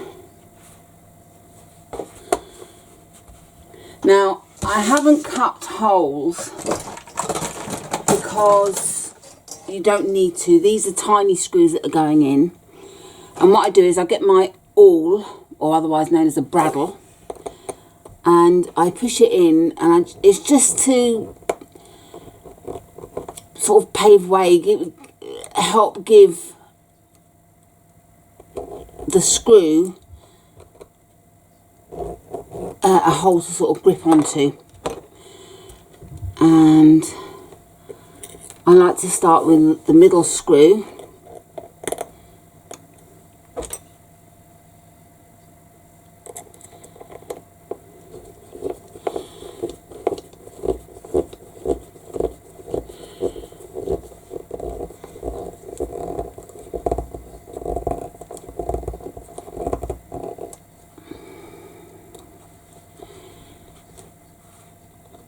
and then the edges.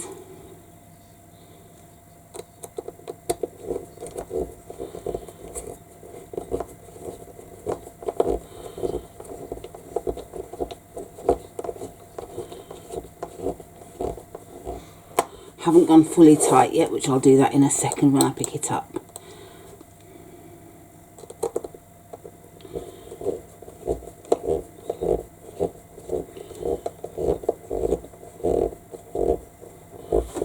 Okay, so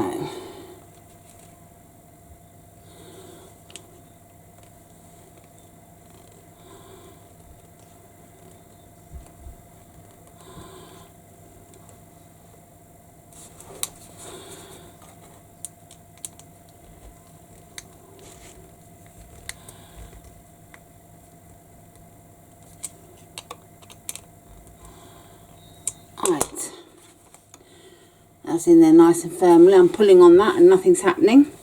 So that's my lock on my flap. And you need to mark a line across the top here. Just referring to my notes, 1.5 inches down, because this is going to be the line that you're going to line up the flap when you come to attach it like that. I'm not adding the other part of the lock yet because I need to see where the flap's going to sit over as to where we put it. So we just need to put that in there and put them aside for now because we're going to move on to the lining. Okay, I forgot, sorry. Before we move on to the lining, because I'm not adding the side connectors, I forgot that this is where you do need to make them. And just like the straps, etc., mark a line along the centre. Use double-sided tape to bring them in. And then you get your D-ring or rectangle ring, whichever you're using. So you stuck them down, then stitch down each side, and then get your D-ring, push your D-ring through, fold together, and just clip them and put them aside. That's for the 2 side connectors. So yeah, and now we move on to the lining. The first thing we do for the lining part is the card slot stroke slip pocket, and we need to turn it onto the wrong side to start with. And the instructions are, if you mark a T, this tells you that the T should always be on the left of you. And we start by marking a line at 2 3/4 in from the edge, 2 3/4 inch.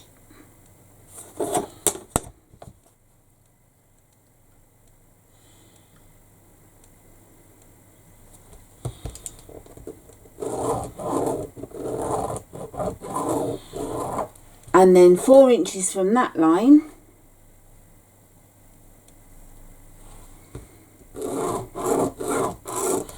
and 4 inches again.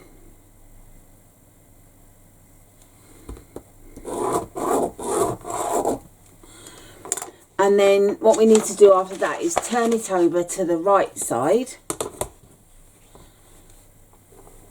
And now we need to draw a line that's 4.5 inches in from the edge. So I need to do it this way because this ruler is actually only 4 inches wide. So I'll start by doing, well, it said 4.5 inches, didn't I? Yeah.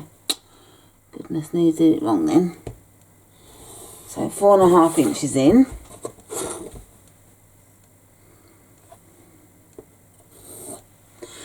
And then after that it's 4 inches.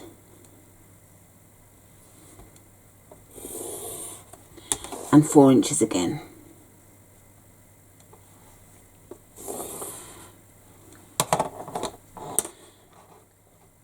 So now we need to fold. So we start by, if we pinch the first line, so we're folding like that, and then if you bring the line down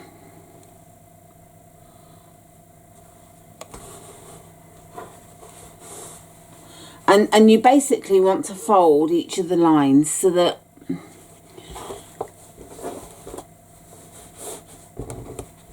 we pinch that line again on top,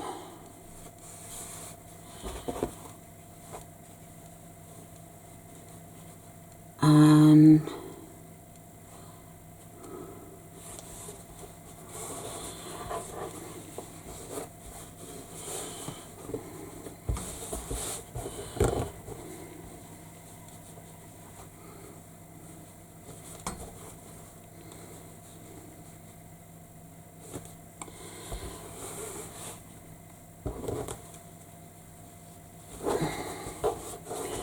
so basically you've concertinaed it so that you end up with that. You see how you've folded all of the white lines on that side, and then you've also folded on these. So I want to make a definite crease of these now. I'll just fold them back. And I just want to make sure that they're very exact.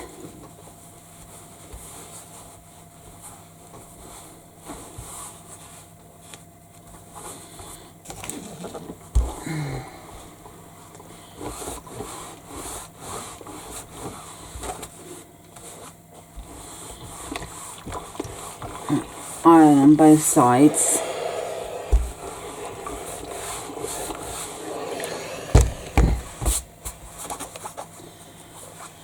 And now what we need to do is top stitch along the 3 rows.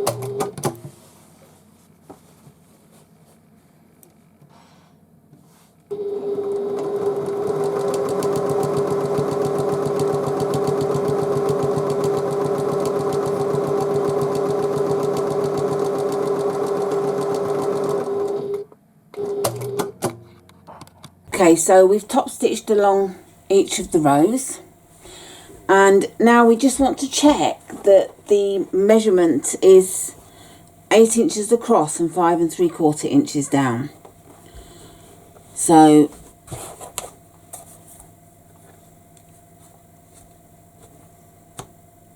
mine's just over 8 inches, and it's also just under 5, just over 5 3/4.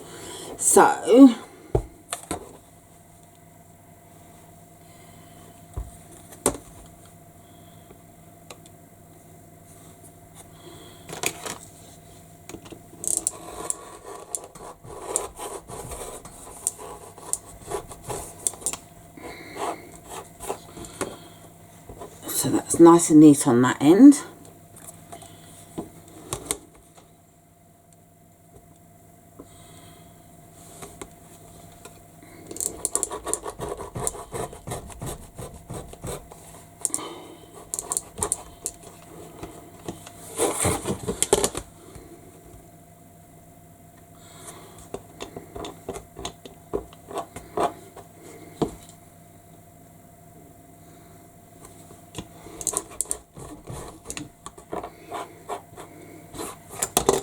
So that should measure 8 inches now, yes.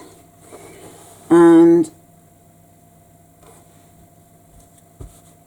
yeah, that's 5, that looks like 5 3/4 inches. Double check with this. Yes, so now we get that other piece, the back card slot piece, and we want to place that on top. And this is 8 inches by 5 3/4 inches, so now you will find that it fits perfectly. And we need to sew all the way around, leaving a gap at the bottom of a few inches, 2 or 3 inches, for turning. So we'll stitch around that.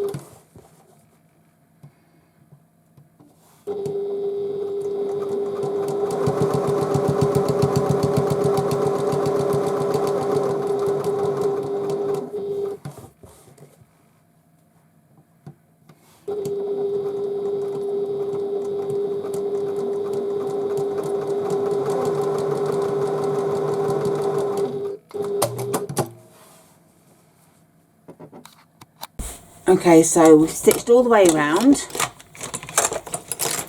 and just snip that thread, and we want to trim the corners.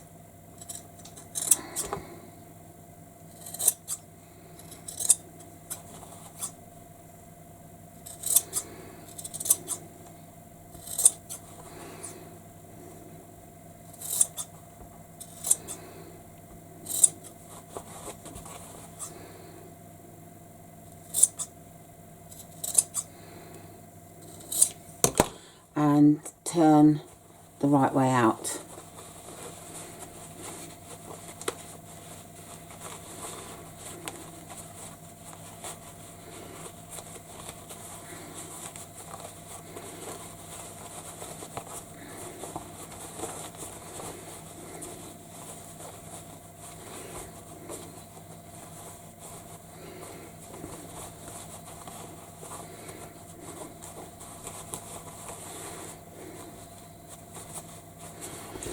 And I shall use my little pointing tool wherever I can find it So just gently poke the corners out.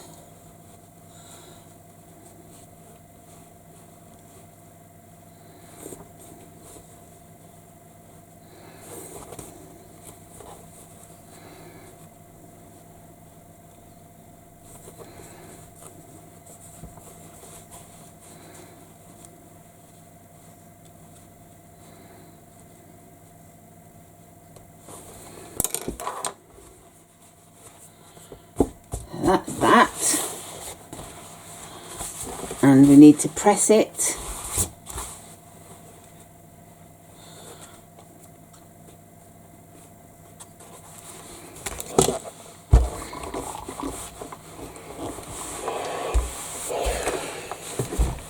And we need to turn the seam in.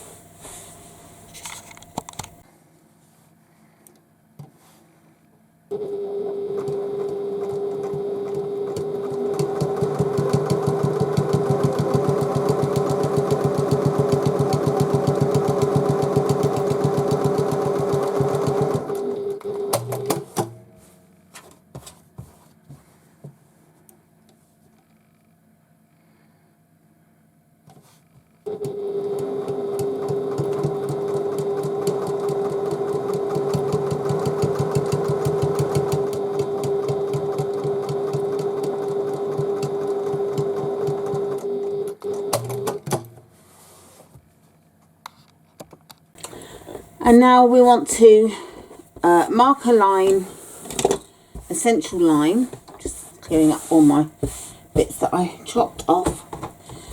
I just want to, so it's 7 1/4,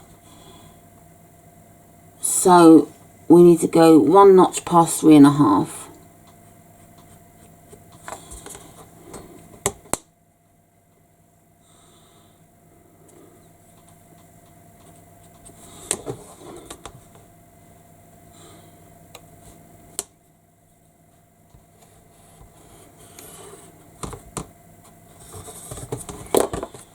So we need to top stitch along the top bit there and then stitch down in the centre, but we start from the bottom and go up, because if you start at the top and go down, there's a chance you may end up with excess fabric, which won't look very good. Okay, now you have you have to get your 2 lining pieces, the main panel pieces. Now, because we're doing the recessed zip, we've got the lower lining pieces. If you're not doing the recessed zip, then you've just got the main panel, which you have to cut the 2-inch square out at the bottom. But if you're doing the recess, you've got the pattern piece, which has these missing.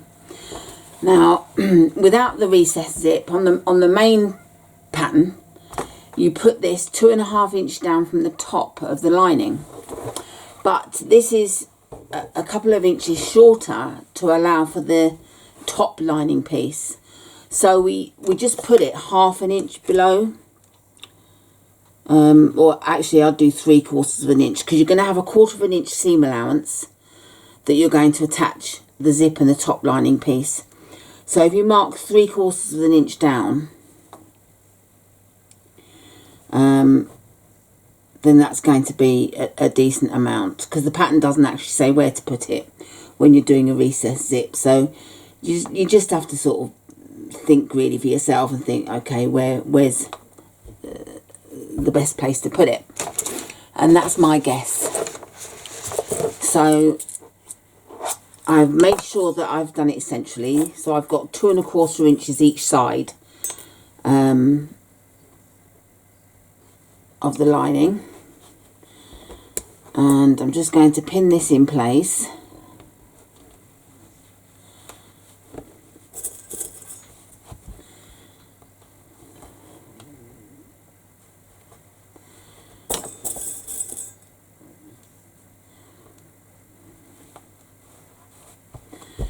And once it's pinned, I just want to check that it hasn't moved at all. Yeah. And now I'm just going to stitch around the sides and the bottom, leaving the open, top open obviously, because that will become your slip pocket.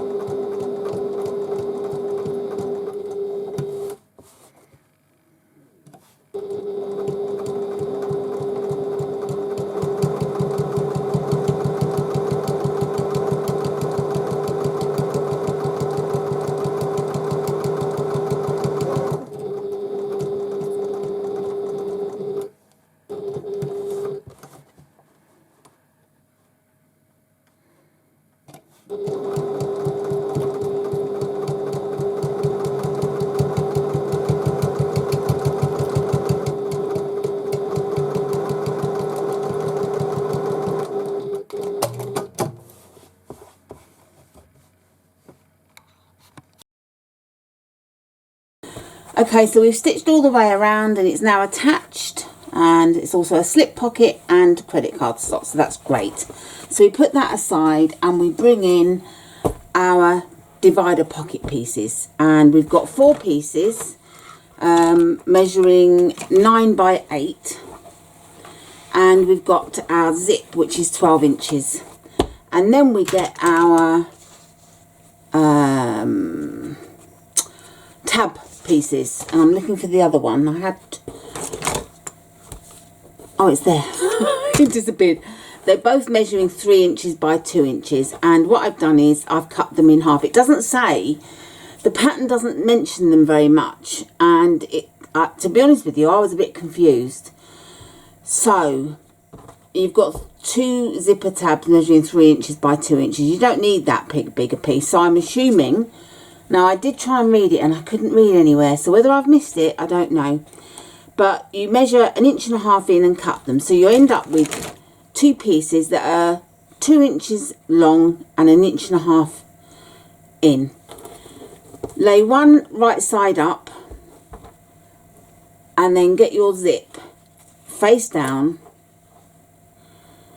and place it at the end centrally. Can you see what I mean? And I'm just going to use a little bit of double-sided tape to fix that zip in place so it doesn't move.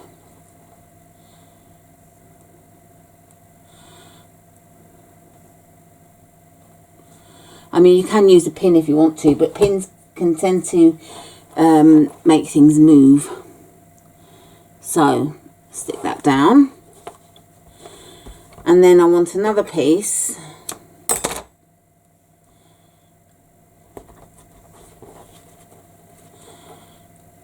So you're basically sandwiching the zip.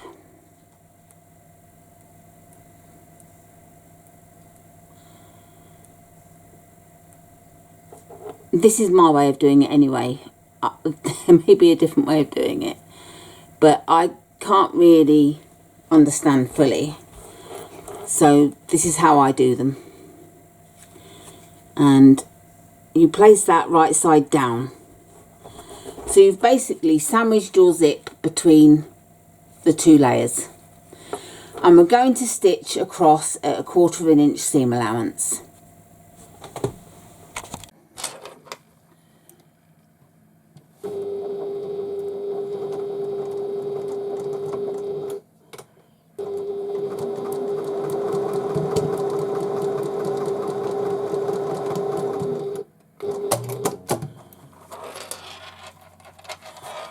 And if you fold them back, press them with your finger, and then you want to top stitch across.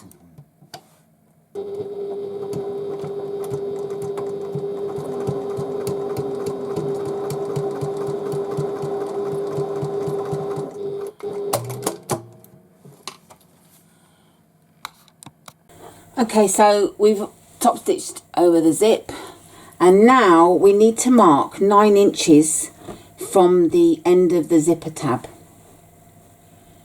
So there we have it, and that's the 9 inches. I read that we needed a 12-inch zipper. I wish I'd realised, because I cut the tape on a metre roll and I could have just cut 9 inches.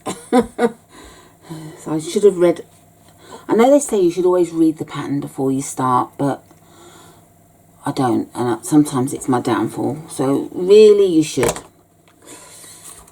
But I'm not going to tell you that you must when I don't do it myself. But it is advisable.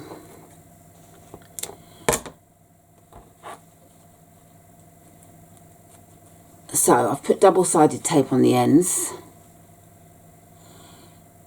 just to fasten them in place.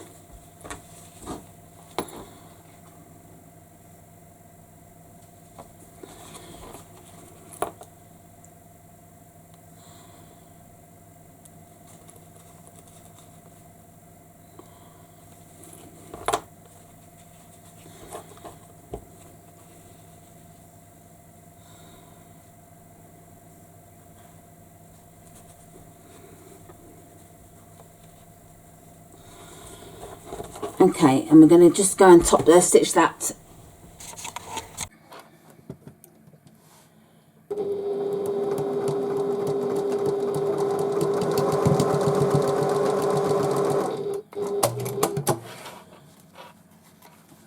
Open them up and fold them back again, and top stitch across.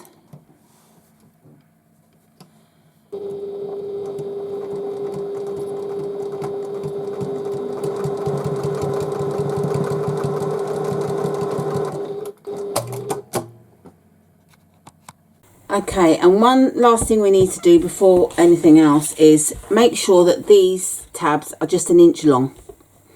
So we need to trim them.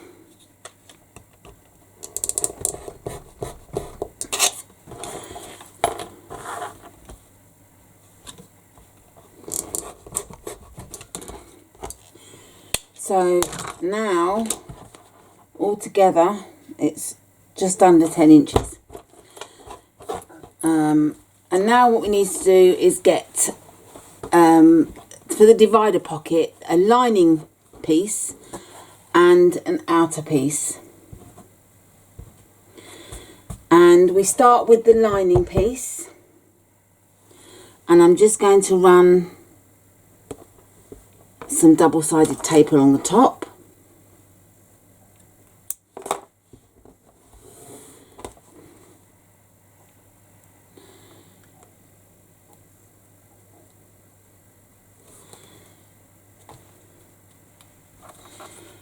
And we need to get the tape, the zip, sorry, right side up, centrally, and put the zip along the edge, not the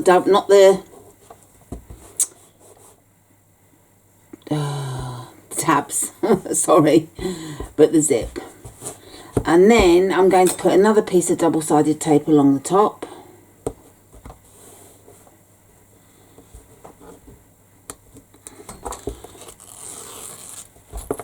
It's not quite close enough to the edge. I want it right on the edge.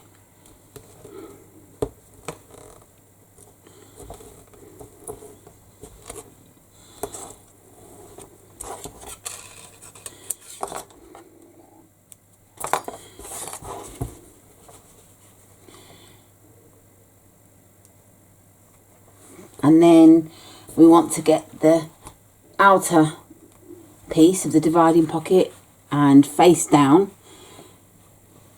on top.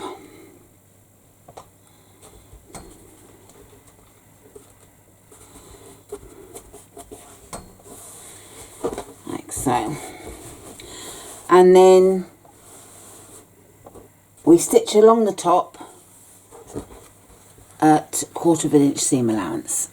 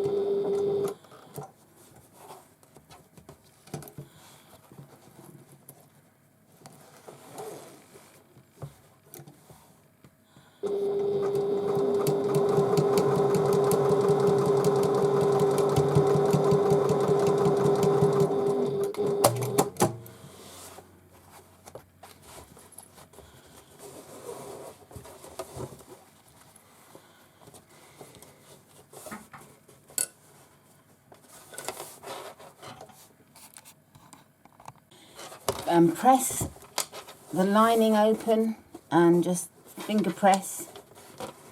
You can press with the iron if you want to. And same on the other side. And we're just going to top stitch that now.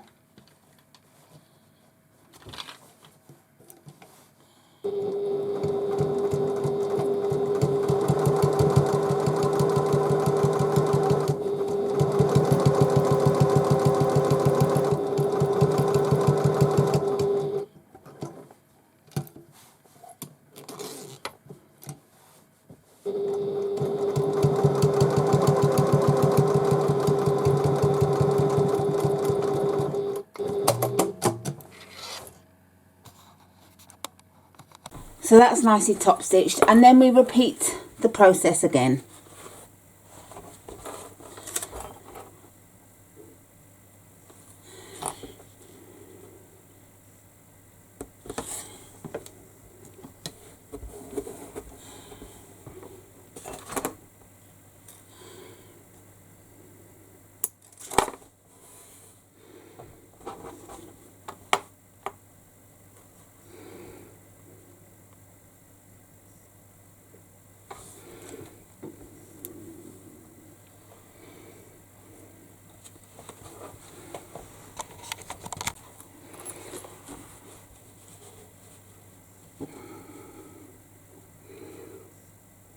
You just need to make sure that you're lining up the sides as well as the top so that they're all matching.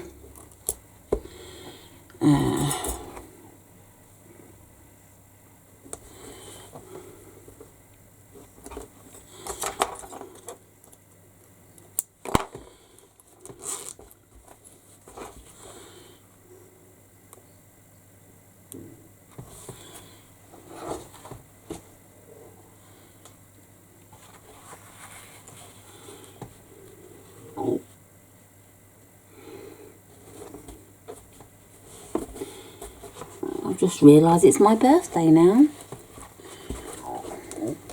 It won't be when you're watching this, of course, but it's May the 5th.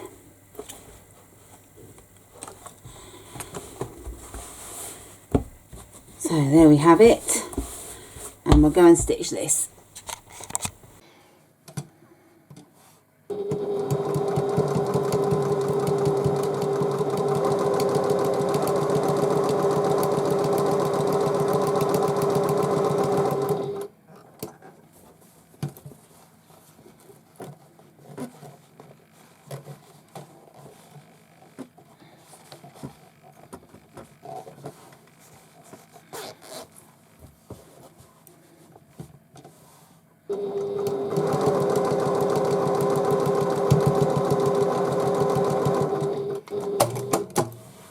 And same again.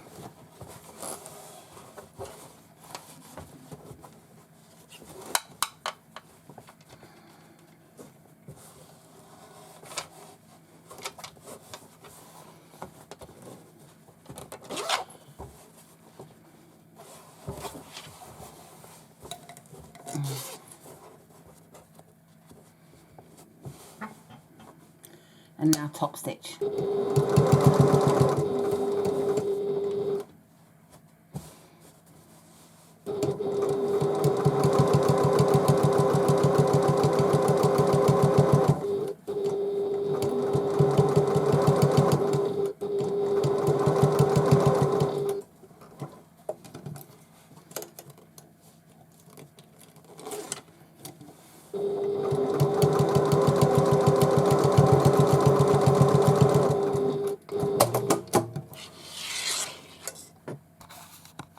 Okay, so I've got both the pieces now, and it says to trim up the edges so that they're all the same.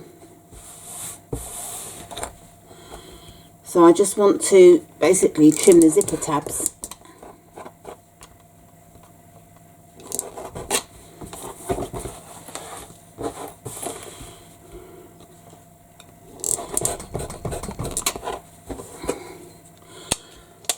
Now, I read the instructions, and bless Yanna, English isn't her first language, so I am a little bit confused by the instructions.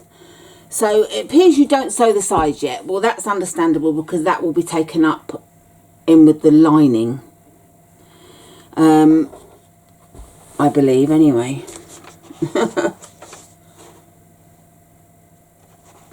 So, we want to have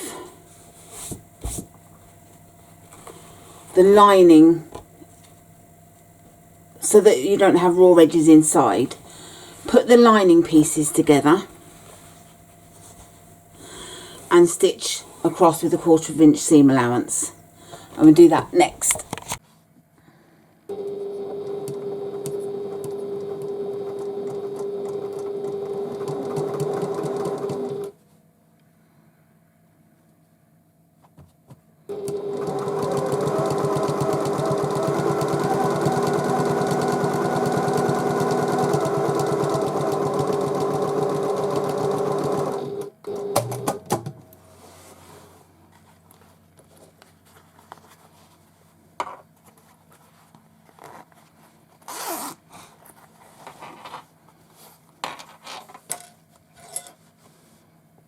So we've sewn the lining edges together of the divider pocket. Now I'm winging this. I don't understand the instructions, so I'm doing what I think would be the correct way. I hope it's right. And now we put the outer pieces together and sew across the bottom of that.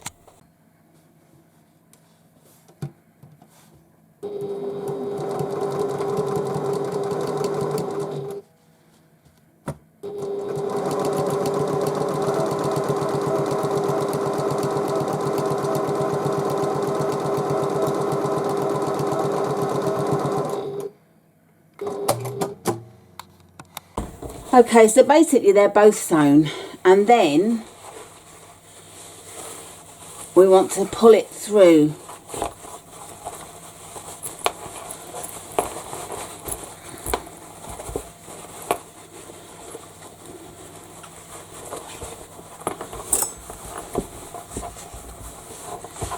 Like so.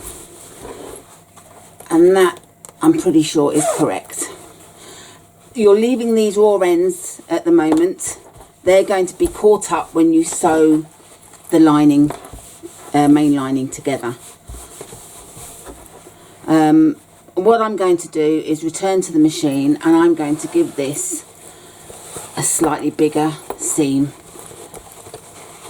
So I would say the lining of the divider pocket needs to be sewn at 3/8 to a 1/2 inch seam allowance, so it hangs neatly inside the divider.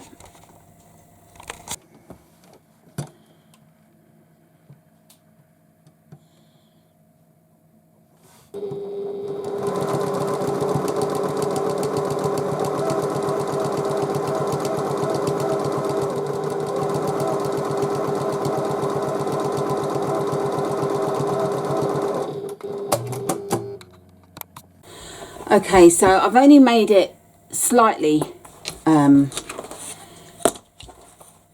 less, and I'm going to trim that at 1/4 inch. The reason being is it was bunching up inside the pocket, because obviously the lining was the same length, so with the seam of the outer it wasn't sitting nicely. So now the lining should sit, yeah, that's perfect. If you look inside there, you'll see that the lining is hanging down and not bunching up. So that's a nice divider pocket made there. And now onto the Welt pocket on the other piece of the lining. We need to draw a box on one of the pieces for the Welt pocket, and I've already drawn mine, but just to show you, you do 1.25 inches down from the edge, and the pattern piece is 7 inches long, and you've got to draw a box that's 5 inches long and 3/8 of an inch down, and then you draw the line in the middle, just as the pattern tells you to do. Now it also says to place this 1.25 inches away from the top edge, but bearing in mind this is for the lower lining rather than the pattern that it was done for, we need to just do it a little bit higher, and that's 12 inches, so you want 2.5 inches each side to place it centrally. And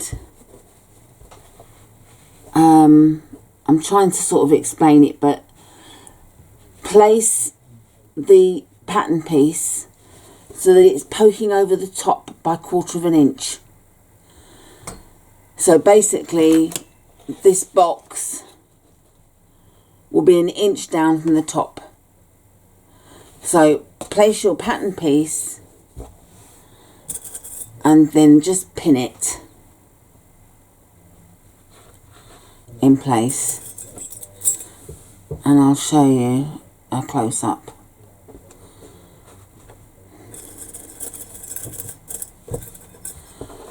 Okay, so you've got 2.5 inch that side, 2.5 inch that side, and it's going over the top by 1/4 inch. And then take it to your machine and stitch around the outer edges of this box.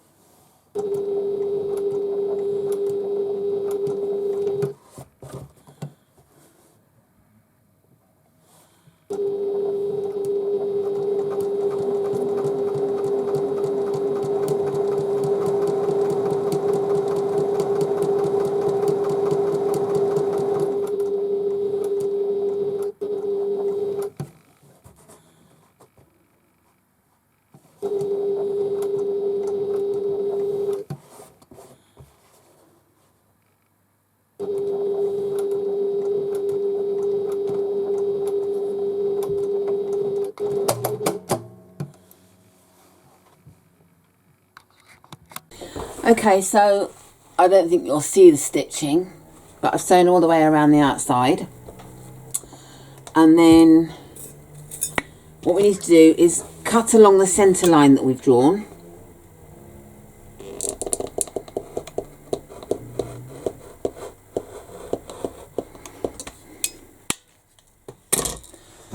And then,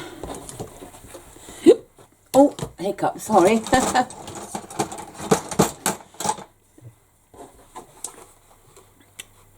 We just need to cut the V and be careful not to go over the stitches in the corner. Cut as close as you can because you want a really nice corner.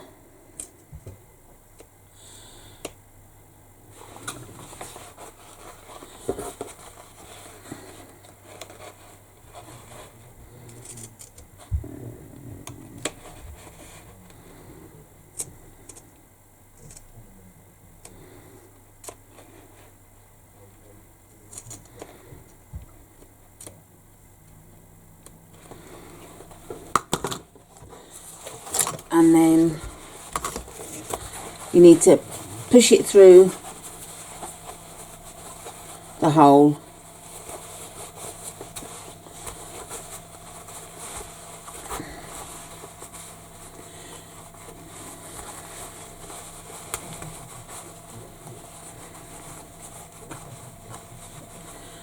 Like so.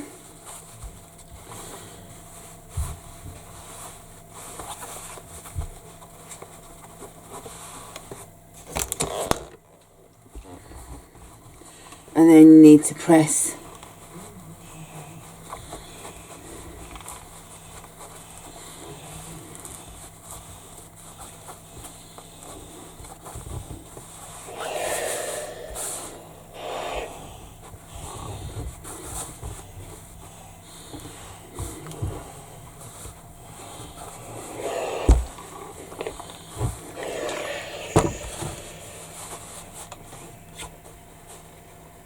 and I want to make sure I've got really sharp edges with the seam sort of dead on the top, not shifting over either side.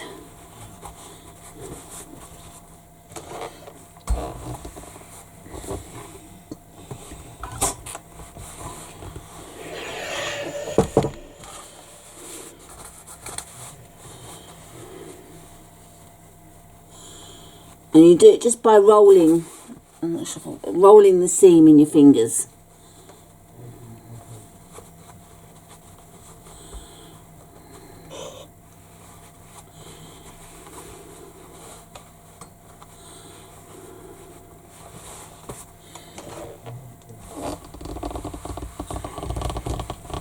It's worth spending the time on the pressing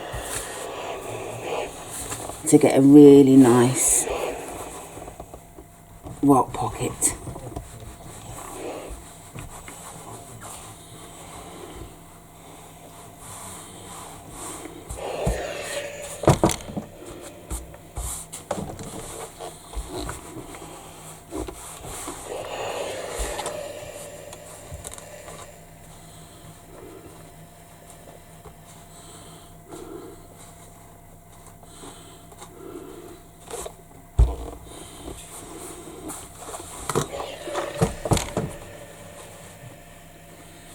So there we have the pocket, really nicely pressed.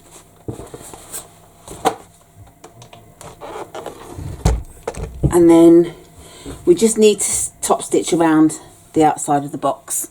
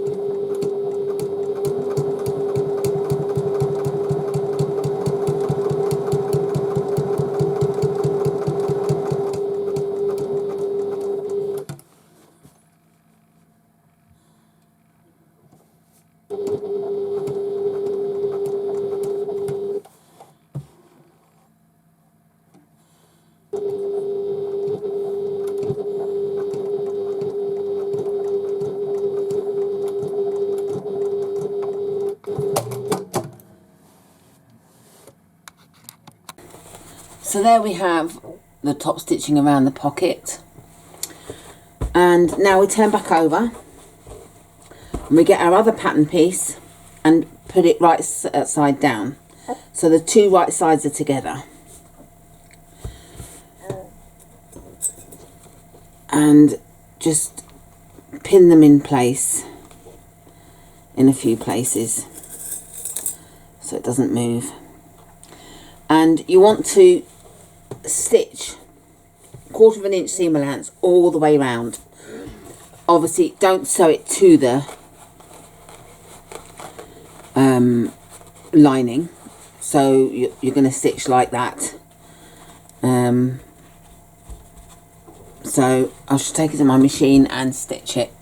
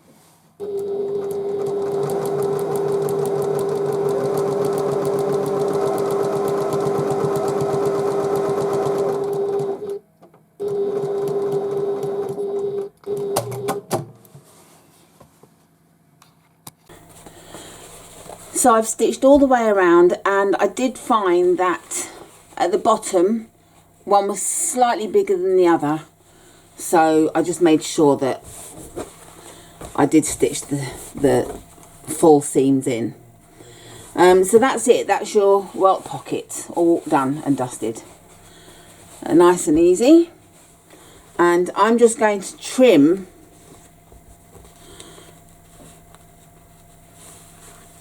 in fact I'm going to stitch just a little bit lower and trim that. So I would, with the pocket allowance, because you're going to be stitching this to the top lining and the zip, you don't want it getting in the way. So there's room to stitch this an inch from the top. I'm going to stitch down that blue line I've just drawn and trim down to 1/4 of an inch seam allowance. It's not going to affect the pocket at all. I mean, you don't need that up there.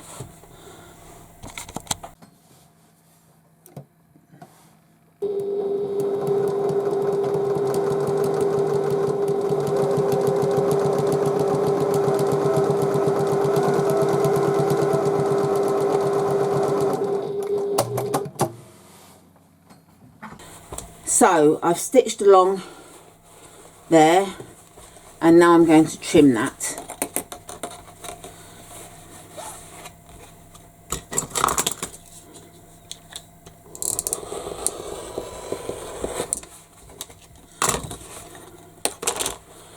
Like so. So it's nicely out of the way now.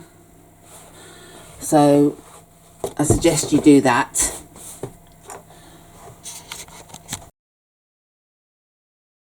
Now we need to make our zipper tabs for our zip. So I haven't put any interfacing on these, so I just get some, literally get some scrap pieces. I do like to interface my zipper tabs. It just gives them a better, crisper finish, and I think it's worth doing.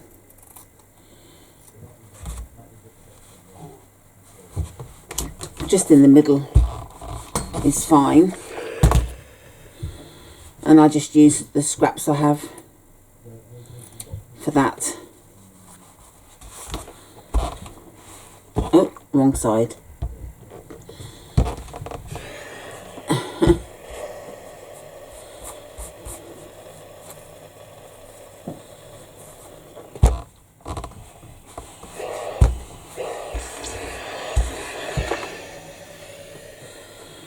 And now what we need to do is bring the short edges into the middle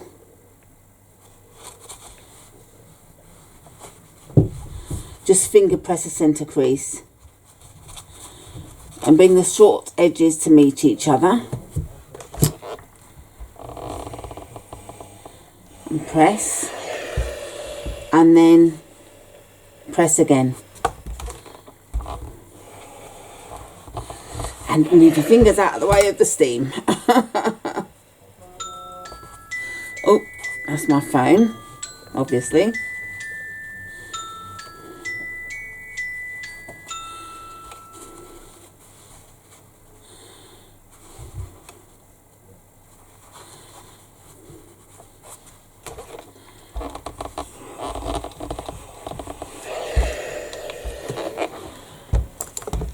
And then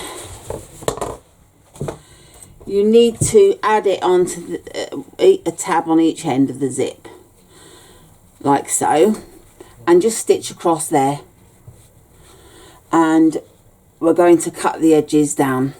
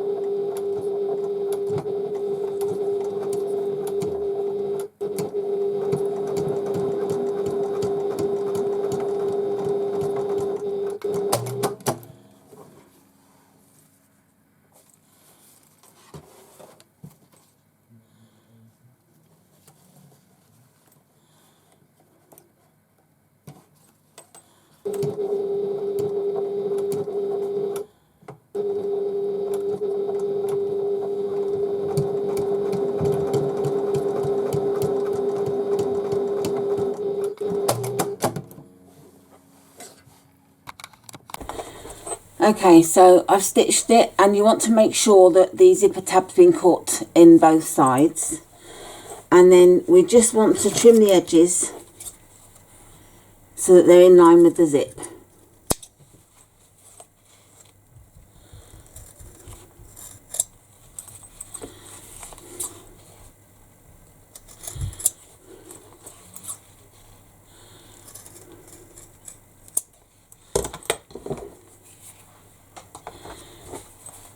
So that's your zip prepared. I've just added my bag label below the Welt Pocket. I made sure the Welt Pocket was out of the way when I stitched it. So if you add a label, now's the time to do it. Okay, now we need to put the two lining pieces together. So we get our zipper and we need to place it centrally at the top. And again, I bring in the double-sided tape.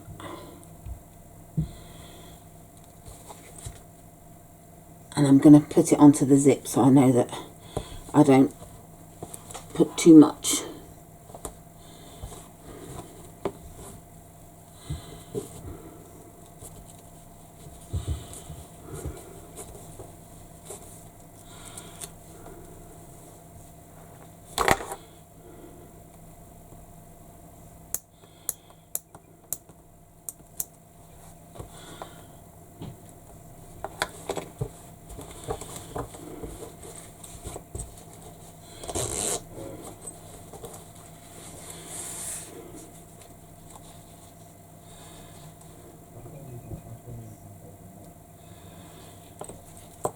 And place the zip in the center.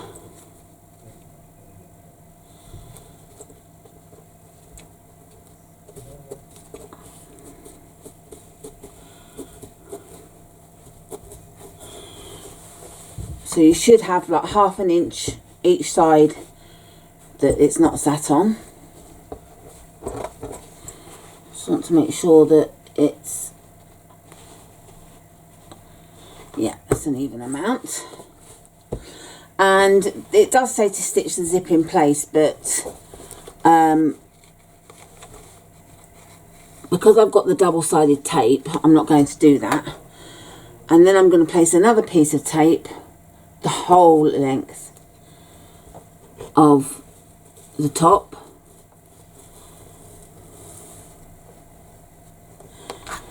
I mean, normally you'd probably use clips or pins, but as you see, I use a lot of double-sided tape. But hey, it's a nice cheat to have.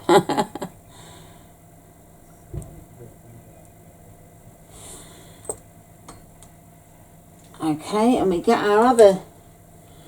No, we don't get our other double lining tape. Sorry, we don't get our other lining piece. We get our upper lining piece and place that face down so that they're right sides together.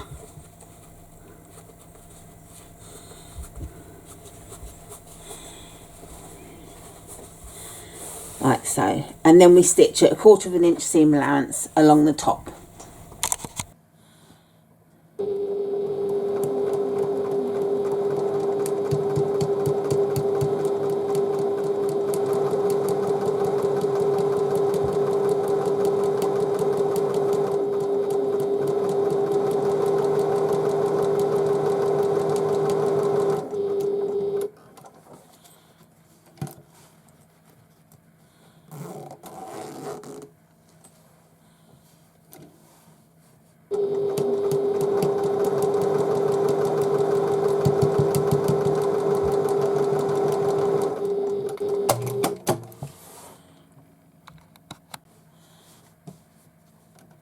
And then we want to top stitch.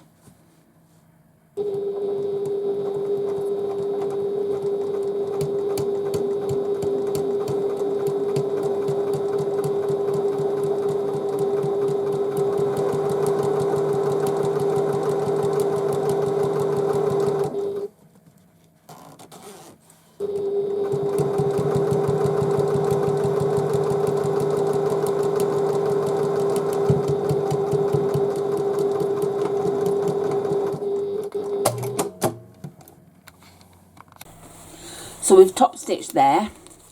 This is how it's going to work. I've used a number 5 zip, by the way. You don't have to, but I've used a number 5 zip for this part. And then we get the other lining piece, and again put double-sided tape or pin it in place, however you want to do it.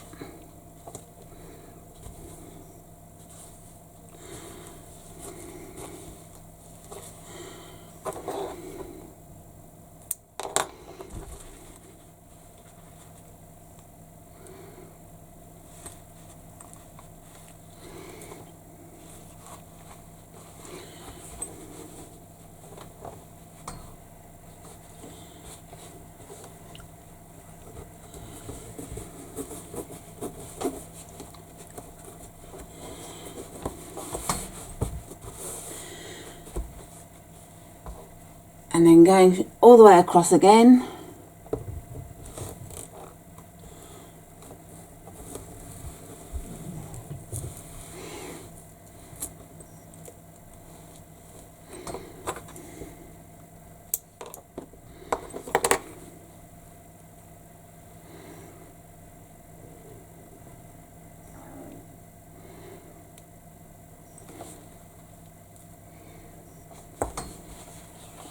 And then lay the upper lining face down as we did before.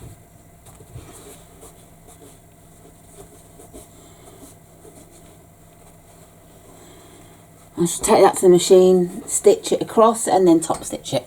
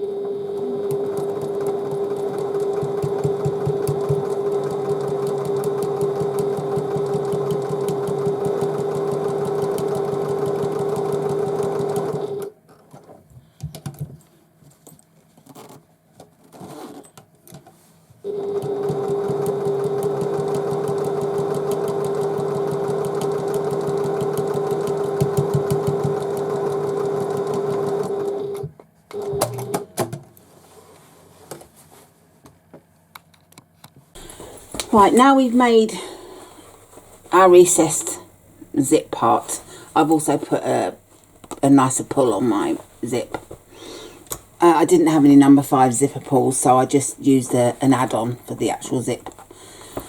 Anyway, now we need to open this up, and we've got to add the divider pocket. And you're going to think, well, that's not big enough. That's because these sides will be coming in. So we need to lay it on the one side first. Just move the zip out of the way and bring that down to meet. So you've got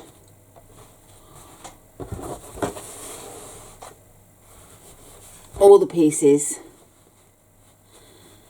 like so. I shall clip them and then show you.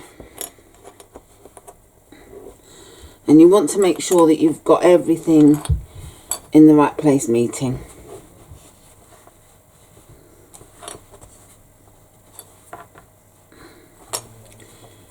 Just need to move that slightly over again. That's it.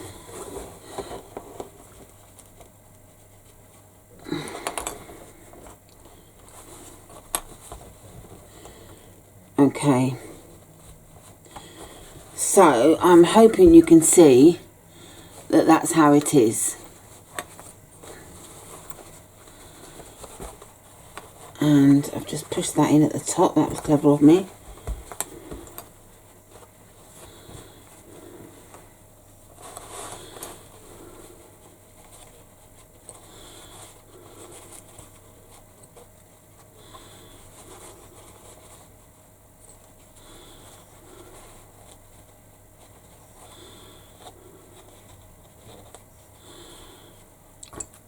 And what you want to do is push the zipper tab so it's going up.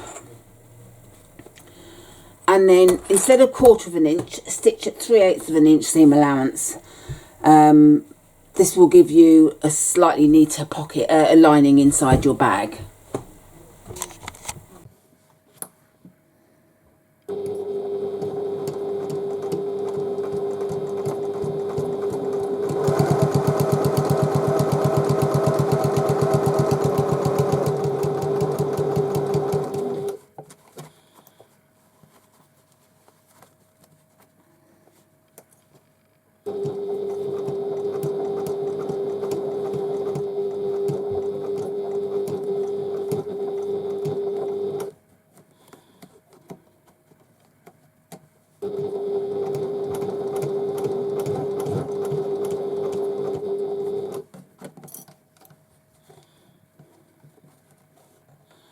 Just want to make sure that everything is as it should be.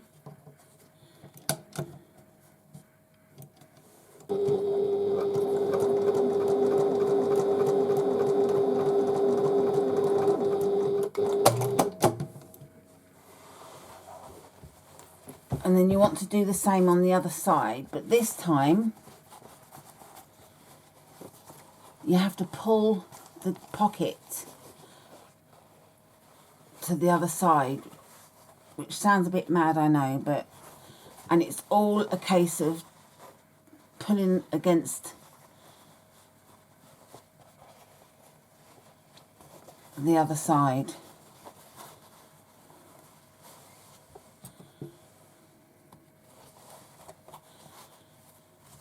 And I'm finding it easier to clip one side of the lining first than fighting against 2 linings.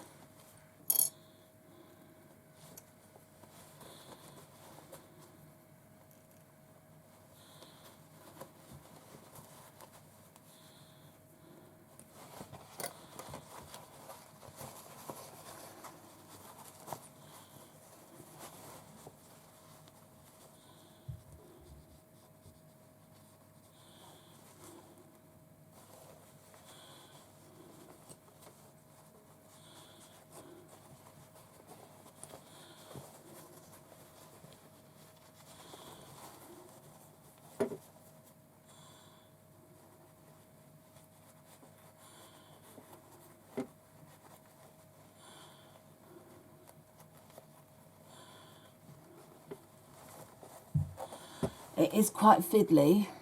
I'm sorry, I'm not getting this in the shot.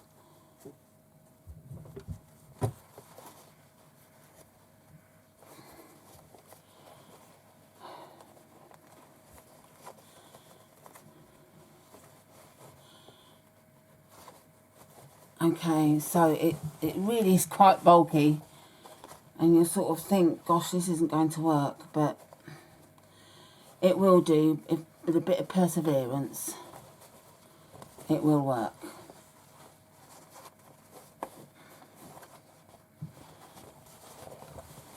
And then we want to stitch this side as well.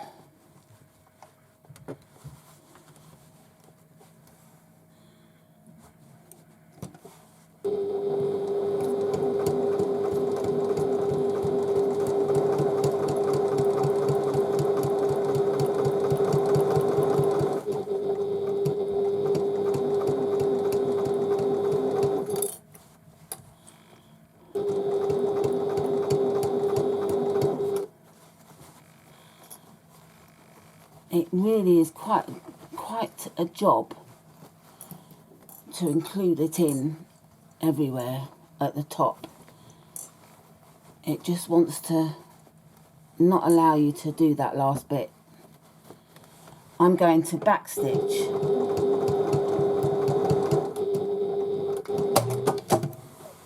take it out and have a bit more of a fight with it. Okay, I was trying to do this with the camera at the machine, but I wanted to show you it's very, very, very difficult to get this all lined up nicely. And the last bit is very difficult to get it to stay still. So I'm going to use my micro stitch gun to hold it all in place. And if you don't have one, then just use pins or something. But I need to stop this dividing pocket from flying back into the linings.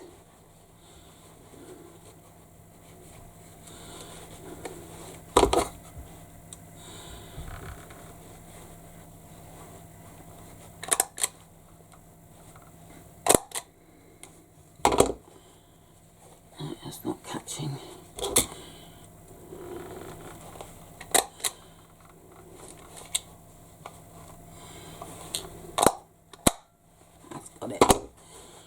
Gosh, it really is quite a fight.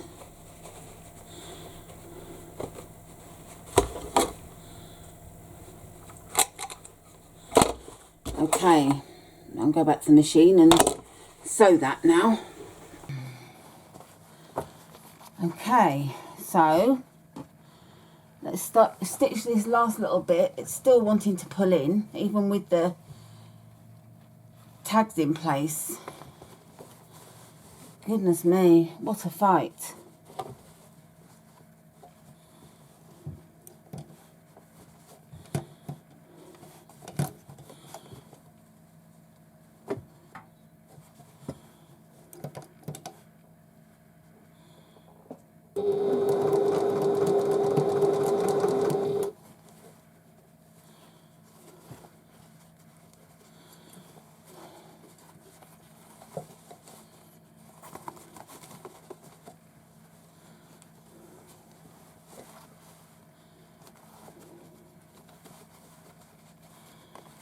Oh my goodness, this is not that easy.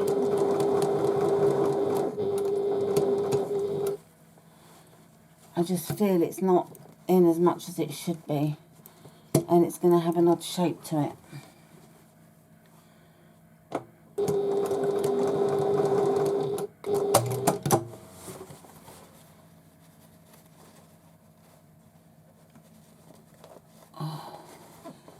I don't know, maybe the dividing pocket and the recess part isn't meant to go together. Don't know. But, okay. That's got it. Get it under the machine quickly. Oh.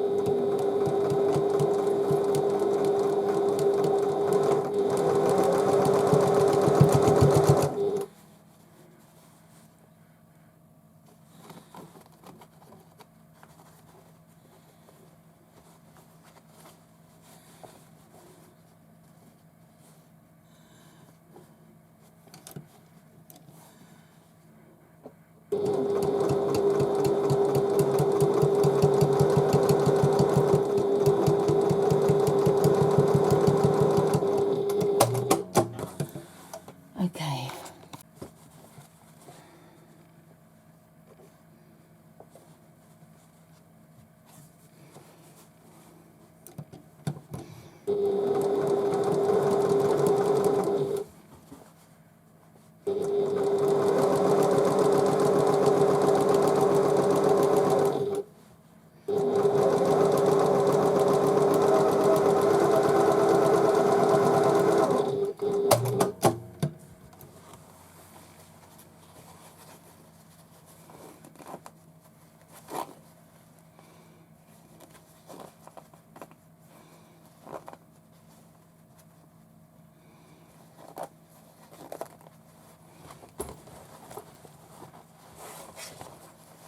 And now we want to box off the corners.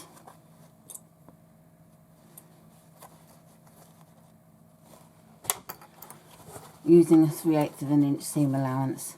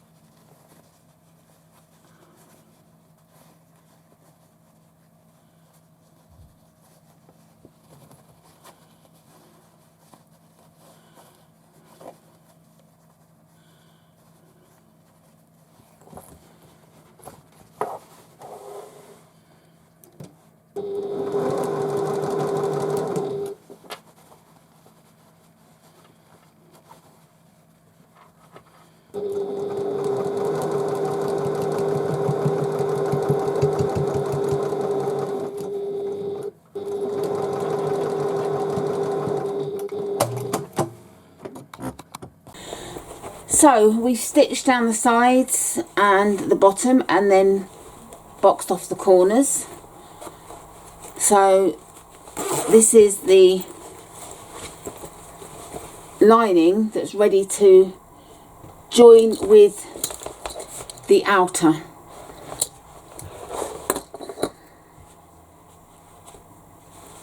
Now this is done a bit differently. Quite often you would put the outer inside, leave a gap at the bottom, stitch around and then turn it inside out. Yanna does it in slightly different way, and that I will be about to show you. Okay, so we need to fold this over, and I'm folding the lining over by about 1 centimetre or 3/8 of an inch. And then just press it to get a very crisp seam.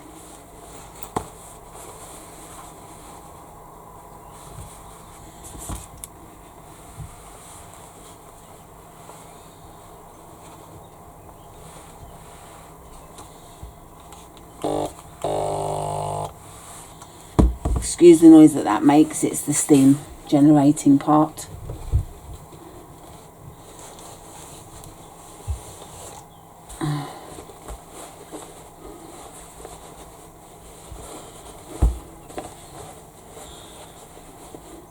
It's a bit fiddly doing this side of the seam because of the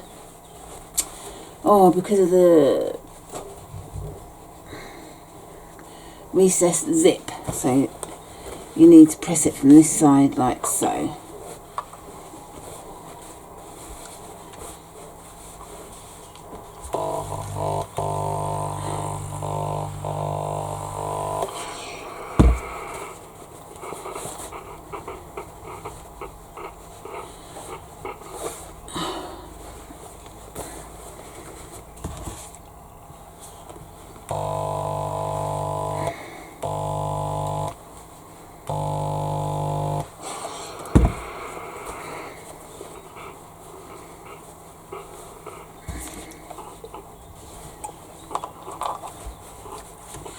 Okay, I think that's about done. So that's the lining part done. Just do a bit more. It's not quite crisp enough. And now we've got the vinyl, which is going to be a bit more difficult because you can't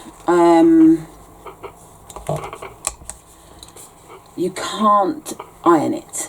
And now I know why Yanna left an inch gap from the top. So I'm going to trim this more, and I will correct it at the start of the video to say to trim an inch down. So I will sort this out and return. Okay, I've trimmed all the way around, and now what we need to do is fold the seam over by 3/8 of an inch. And I'm going to use double-sided tape to keep that in place.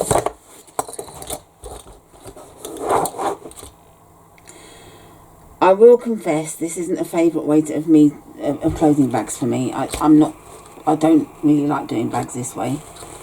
I'm doing it this way to show you it, but ordinarily I would do it the old-fashioned way of keeping the gap at the bottom.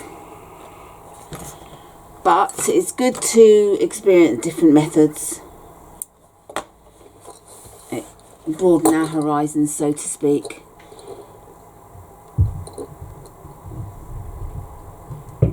So I've put double-sided tape along the top. I'm just trying to peel it off. Oh, goodness me.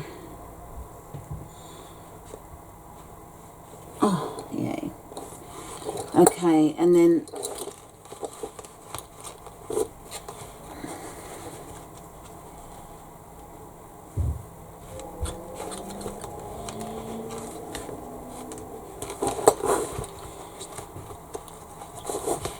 it's a bit fiddly.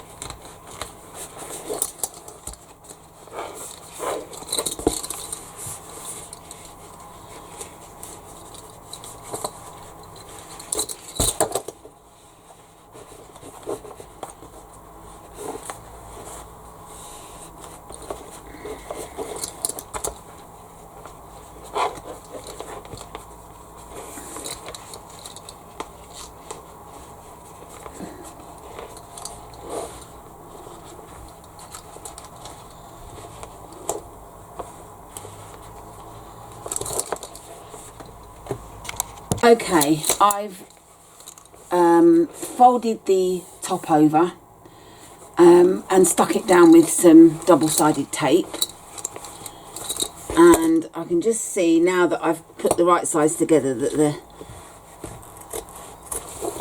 foam needs to be evened up.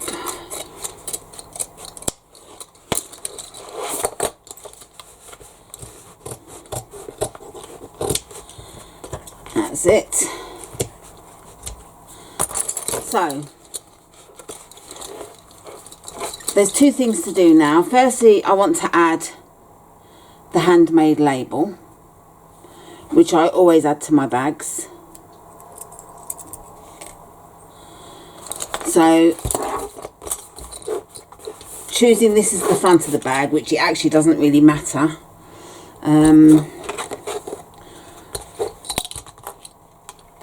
I want to find the centre of my bag.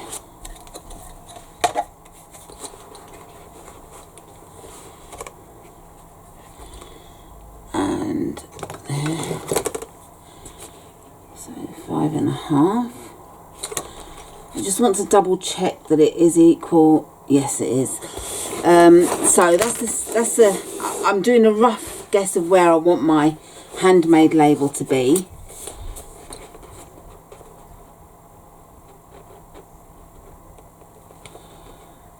And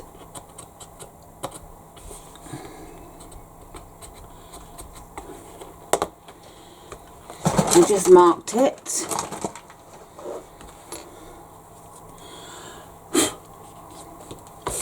So I've made my marks there. And now I'm going to go through the foam and the bag with my craft knife, being careful to keep my hands out of the way.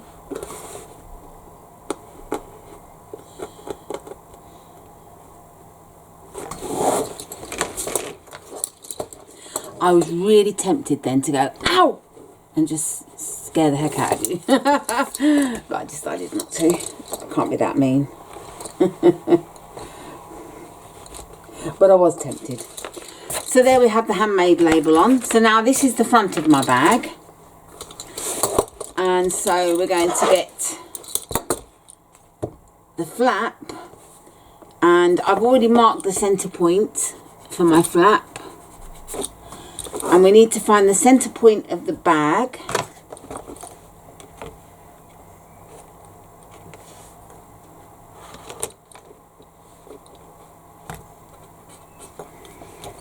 I just want to double check that it looks central between there. So it's 2.5 and 3. Yeah, it's slightly off. So that's because it wasn't right there.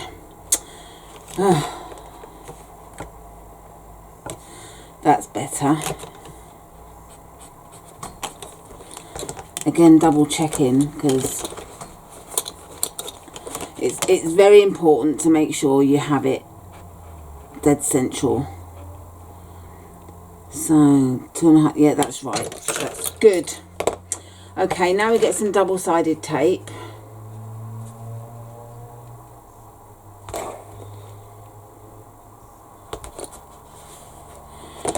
And I'm going to add 2 rows just to... Well, that came off nice and easily.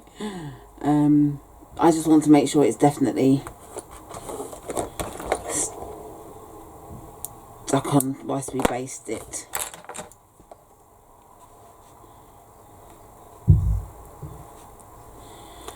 Okay, and now, going by the line we marked earlier,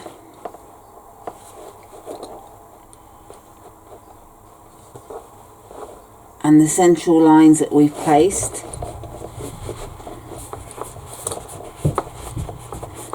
wipe those lines off now. Yep, that looks good. I want to make sure it's stuck, because you can't base stitch because it's going to show. So we just have to leave it there. And that's why I've used 2 lots of tape. And I'm just going to use some clips to hold it down. Not for too long, because the clips will leave a mark. So,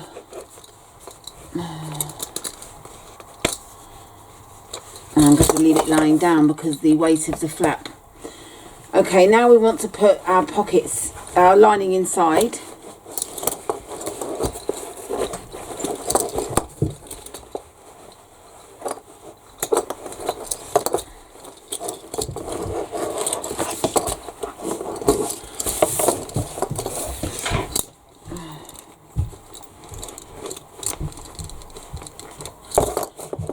And what we need to do is, starting at the seams, is to match the seams on the ends first.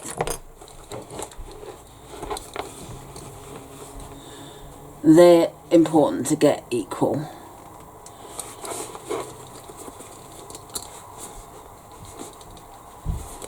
And then go around the top I'm putting clips on as we go.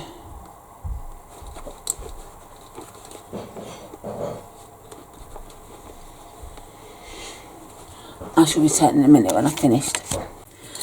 Okay, here she is. I've top stitched all the way around, front and back. Made sure I caught the lining in with the flap.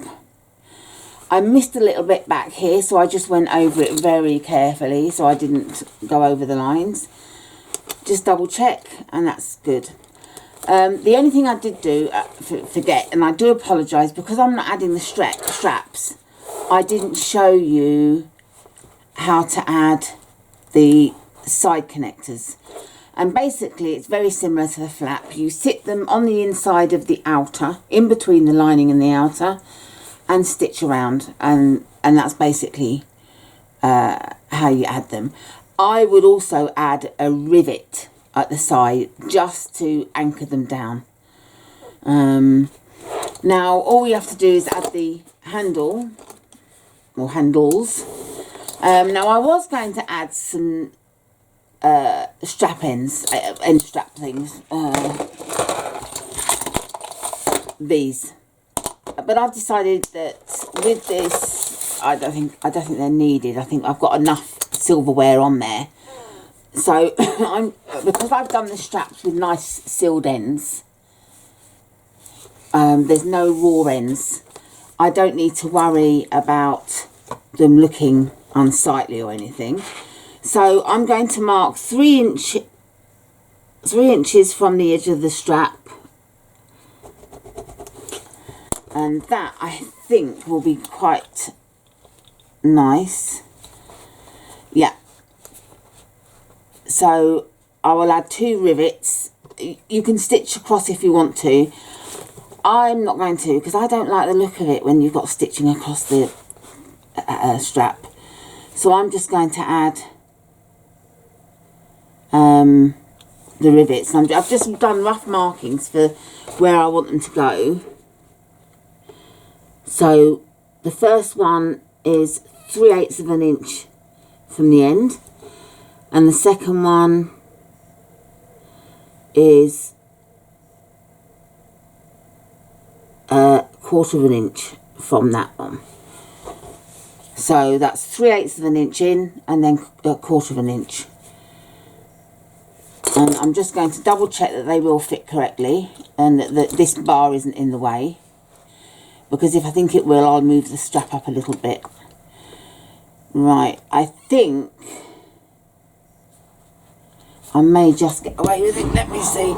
And this is what you have to do with your straps. You sort of try and error. I never follow what people say. Right, I'm going to move that a little bit. I'm going to do a 3.5 inch length on the handle. So 3.5. Keeping the rivets where they are.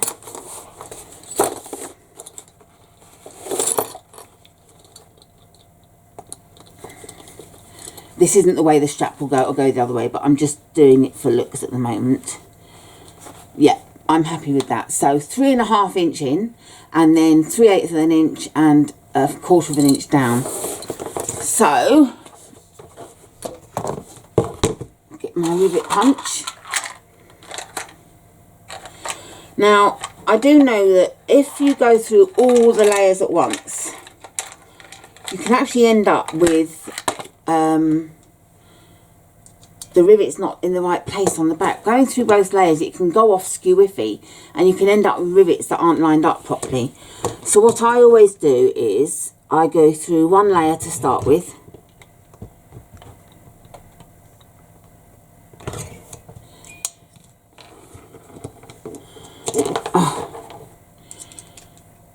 these screw punches are great, but they don't hold in the dies very well.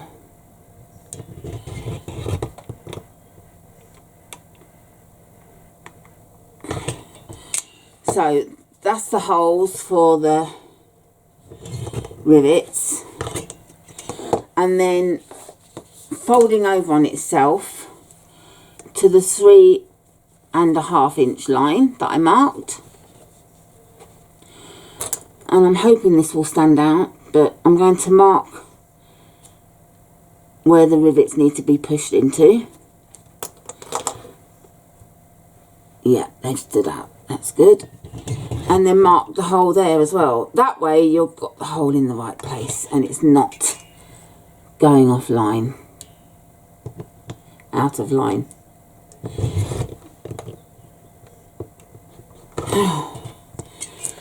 Right, and then I need to get my rivets. And making sure you put the strap in at the right way, so it will be like that.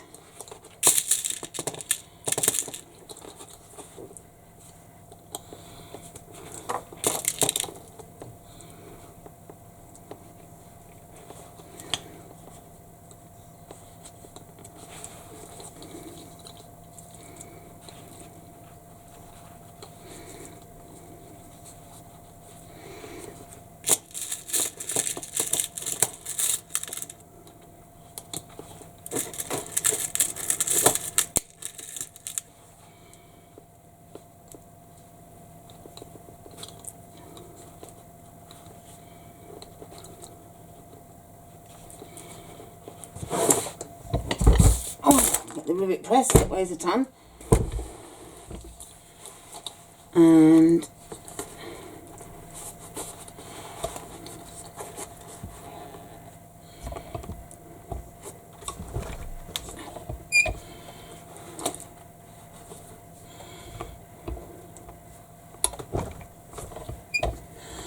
so that's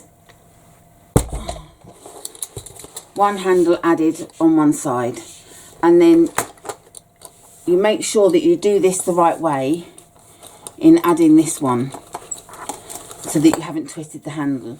So I'm going to do the rest and come back and show you the final result.